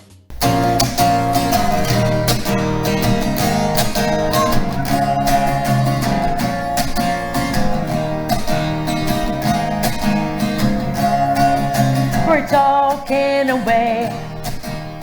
I don't know what else to say, I'll say it anyway. Today's another day to find and shine away. I'll be coming to your love, okay? Take on me. Take on me. Take on me. I'll be gone in a day or two. Take on me. Para brindar a primeira edição do especial jurídico, o programa recebe Daiane Diniz, Rafael Simões de Andrade e Rodrigo Cunha. Os reconhecidos artistas integram a banda Pro Hits, que nasceu da fusão das bandas Agito Capilar e Roxanne e está alcançando grande sucesso nos principais eventos de Santa Maria e região. Daiane Diniz é cantora há mais de 20 anos, fundadora das bandas Roxanne, Banda de Rock e Mamma Mia, um tributo ao ABBA. Rafael Simões de Andrade é vocalista desde 1999 e fundador da banda Agito Capilar.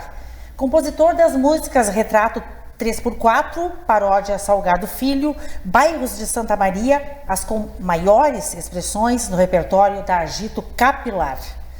Rafael também atua como corretor de imóveis desde 2017. Acompanhando a dupla de vocalistas na apresentação, o baterista, violonista e técnico de som, Rodrigo Cunha. Tá fera. A fera. Um privilégio recebê-los aqui em nossos estúdios, nesta edição tão especial, onde estreamos, né, neste momento em que estreamos o especial jurídico. Sejam muito bem-vindos ao Jornal. Que joia, prazer todo nosso, né, estar aqui, uma honra, né, estar aqui. Que bom. A banda Pro Hits nasceu da fusão da Roxanne e da Agito Capilar. Isso. É realmente uma mistura refinada aí de talentos. Então queremos saber qual foi o motivo dessa fusão, como tudo aconteceu. Conte-me, Rafinha. Vamos lá então, pessoal. A banda Roxanne, né, é uma banda essencialmente com músicas autorais, uma banda mais voltada para o público de rock, né? Extrema qualidade na execução das músicas, e nós da Agito Capilar, uma banda mais irreverente, uma banda que trabalha mais o circuito de eventos aqui na cidade, todo o estado também.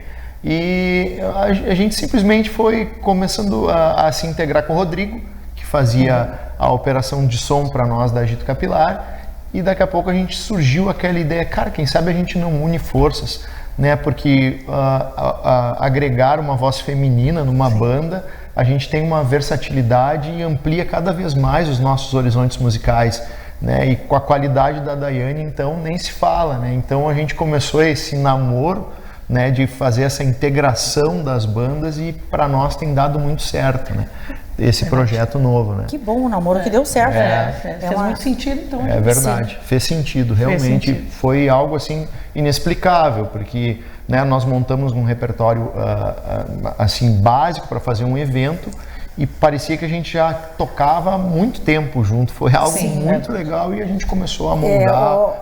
Ocorreu uma sintonia. Exatamente, exatamente. É mais ou menos potencializaram a banda, né? Exatamente. Através da imensa capacidade artística, né? De ambos, né? Um detalhe foi muito importante, né? A gente poderia também usar, por exemplo, como é uma banda para eventos, a gente poderia usar já o nome da Agito Capilar. Sim, mas manter. Eu acho assim, a Agito já tem uma identidade, é uma banda que a gente deu um stand-by nela, ela tá nessa fase, no momento de pausa, né, na nossa jornada, e a gente pensou, cara, se a gente vai vir com um modelo novo, uma ideia nova, eu acho que seria interessante a gente vir com um nome novo. Sim. Eu acho que renovaria. Uma nova identidade. Exatamente, né? E não ficaria com artistas experientes, né? Uma união fantástica desses artistas. Legal. É algo assim que está sendo, como eu disse, né? Muito legal. Quanto tempo faz que vocês já realizaram essa fusão? Ixi, foi no ano passado, né? Foi no finalzinho do ano passado. Finalzinho do ano passado. É bem recente, mas a gente já fez um circuito bem interessante. Já tocamos em cidades como Gramado, já fizemos casamentos em Gramado, em outras cidades ali, Juí, formaturas. E o mais interessante é que vocês são muito conhecidos, né, pelo trabalho que já vem realizando ao longo desses anos. E isso nos dá uma certa vantagem até, né? Pela questão até mesmo dos contratantes, das pessoas, né, elas saberem, né, quem são os integrantes da banda, então já tem, poxa, uma confiabilidade maior. Mas isso é um mérito, né, uma construção é um trabalho de vida, árduo, né, um trabalho árduo, de muita responsabilidade. E a ProHits, ela chegou com um repertório também bastante abrangente. Isso, exato. Eu já tive a oportunidade de conhecer o repertório da ProHits, né? São todos os estilos musicais. E tu sabe que para nós da Agito, assim, como era só eu que fazia a maioria dos vocais e às vezes a questão da voz masculina eu não conseguia alcançar algumas músicas, né, que a gente deixava de lado no repertório. E com a Daiane, assim, parece que tudo aquilo que a gente tinha vontade de tocar, com a Dai a gente agregou e, meu Deus, sabe? Estão conseguindo realizar. Exatamente, né? Eu posso não cantar ali, tá só ajudando, mas assim eu vejo como funciona nos eventos, assim, coisas que a gente gostaria de trazer com a Agito e não conseguia, né? Porque a gente tem um limite, né, do que é saudável para uma banda, né? Ou a gente toca o que a gente consegue tocar, mas agora as coisas parecem que abriram os horizontes. Sintonia certa. Exatamente. E tem a questão da amplitude do repertório. Também. E também de performance, né? Como a gente tem 3 vocalistas ali na frente do palco, né? A nossa participação fica leve, porque a gente divide, né? Exatamente. E muito mais divertido. E mais dinâmico. Né? Exatamente. É verdade. Então é preciso muita criatividade, muita inspiração, muita determinação e muita sensibilidade para manter uma banda neste perfil. Como são os ensaios? Como vocês se preparam para os shows? Assim, geralmente com a experiência que a gente tem uma espinha dorsal de repertório. A gente sabe as coisas que funcionam em determinados momentos. Obviamente que cada evento ele é diferente um do outro, né? A gente procura muito analisar o público. É uma coisa muito engraçada a experiência de eventos, né? A gente chega no lugar, a gente já olha para o perfil do público, a gente vê se a festa já está um pouco mais parada, se está mais animada, e a gente vai fazendo essa leitura e vai tentando encaixar o que a gente tem no leque de repertório. Ou, cara, a gente pode começar com um bolero, como a gente pode começar sentando a ripa, como a gente diz, né? Então isso é a leitura. Eis aí a sensibilidade. Exatamente, e a gente faz muito isso, porque o nosso repertório, ele não é aquele repertório de 1 a 50, que você vai tocando uma música atrás da outra. Segue ali, o nosso repertório, a gente toca o que a festa exige, o que o momento vai está exigir. requerendo naquele Eu momento. Vou puxar uma música Estão sentindo o momento. Exatamente. E o ambiente. Isso deixa a festa muito mais versátil, o evento muito mais versátil. É um ganho para a banda. Para todo, novas contratações. Essa questão de sensibilidade, de ouvido, né, que tem tudo a ver com vocês, com toda essa experiência. Exatamente. Hoje nós temos poucos integrantes devido à nossa logística do cenário da TV, mas quantos compõem a banda? 6. Nós 6 integrantes. Isso, 6. Somos da Agito 3 integrantes, né? O Cebolinha, que também faz, conhecido na cidade, baterista e vocalista, canta muito ele. O cara carismático, né? Faz a bateria e os vocais. O Michel Wagner, que faz o teclado, né? Que tocava nas duas bandas. Toca nas duas bandas, ele é o elo das duas. Né? Eu, da Agito Capilar, no vocal. A Daiane. O Rodrigo, que vai fazer o violão para nós, que é baterista, né? Mas também manja da viola. E o André, que é o nosso guitarrista também. Exato. Então, a gente montou esse time, né? Cada um com as suas peculiaridades, mas com cada um agregando, né? Então, isso que a gente chegou nessa sintonia legal. Isso é o fundamental, né? Todos com grande responsabilidade. E tu me perguntou dos ensaios, né? Que olha, a gente programa os ensaios, a gente tem uma rotina de ensaios. Porque eu acho que o ensaio jogo é jogo, treino é treino, né? Mas você precisa treinar para chegar numa excelência, né? E a gente treino ensaia, e planejamento. Exatamente. E a gente monta um cronograma de ensaios todas as quartas, a gente ensaia lá no Caixa, né? Que é o estúdio que a gente vai. E conforme os ensaios, as coisas vão surgindo. As músicas, os medleys que a gente faz, a gente começa... saem as ideias, né? Exatamente, e é fundamental para a gente chegar nesse produto coeso, né? E um produto que a gente vai ter uma boa aceitação no mercado. É importante saber essa dinâmica de ensaios, porque acreditávamos que os ensaios fossem tão somente antes dos shows, né? Não. São periódicos, então, semanais. Eu vou te dizer assim, ó, que às vezes cai nessa rotina. mas a gente já veio com essa mentalidade de mudança. Sim. Então, para nós é como se fosse algo sagrado. Tem que ter regras, né, horários para cumprir. Exatamente. Playlist organizada, deve ter. Existe o também famoso... saber ouvir a opinião dos colegas. Exato. Muita diversão, mas muito comprometimento, muita comunicação. Existe uma coisa chamada, né, no nosso meio, que é o NHS, né, que é na hora sai. Não dá. Gente não... Na hora sai. A gente não trabalha assim. Não. A gente procura ser muito sincero, né? Sim. Olha, não tem condições, a gente não... Mas a gente procura trabalhar com tudo organizado, né? O contratante nos chama, a gente vê, olha, você tem alguma coisa que você queira trazer e a gente se programa, né? Para que a gente possa entregar um produto com excelência e qualidade. Ótimo. Isso é profissionalismo. Igual ao profissionalismo.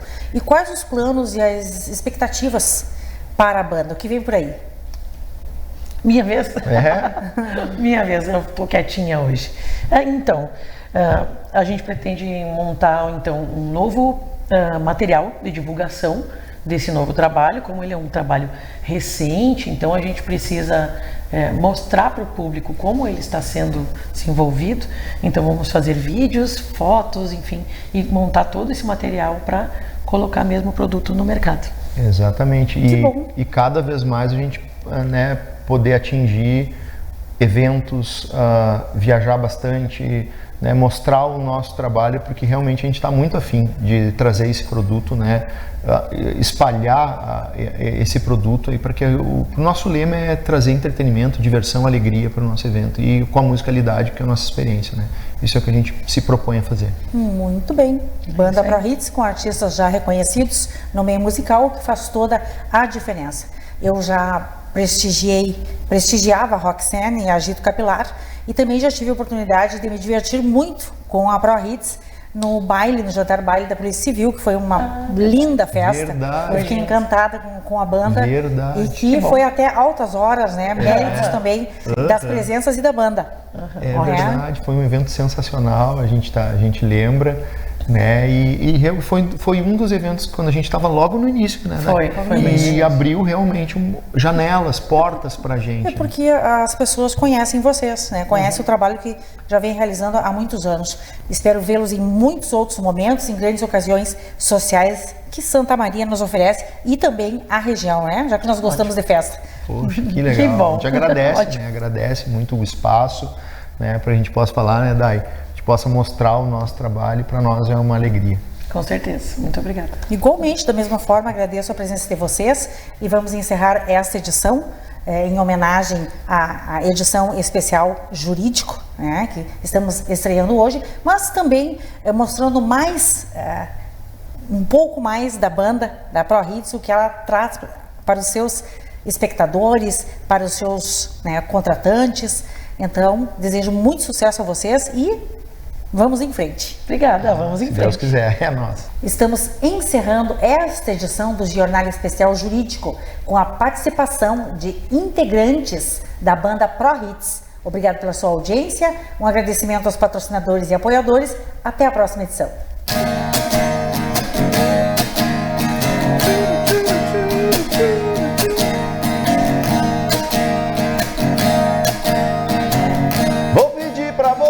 Ficar.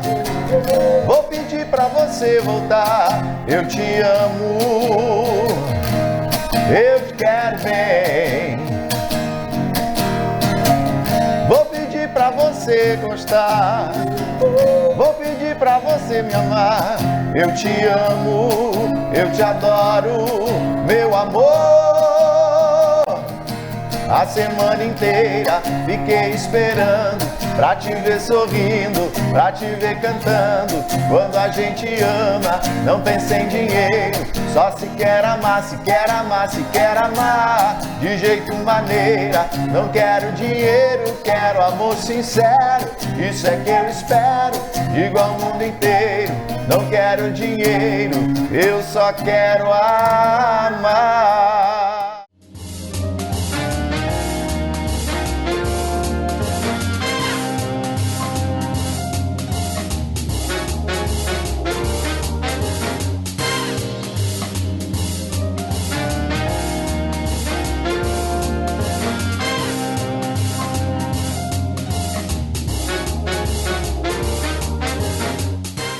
Você assistiu Giornale Giovana Felice. Oferecimento: Complexo Hospitalar Astrogildo de Azevedo. Mais de um século a serviço da saúde. Unimed Santa Maria.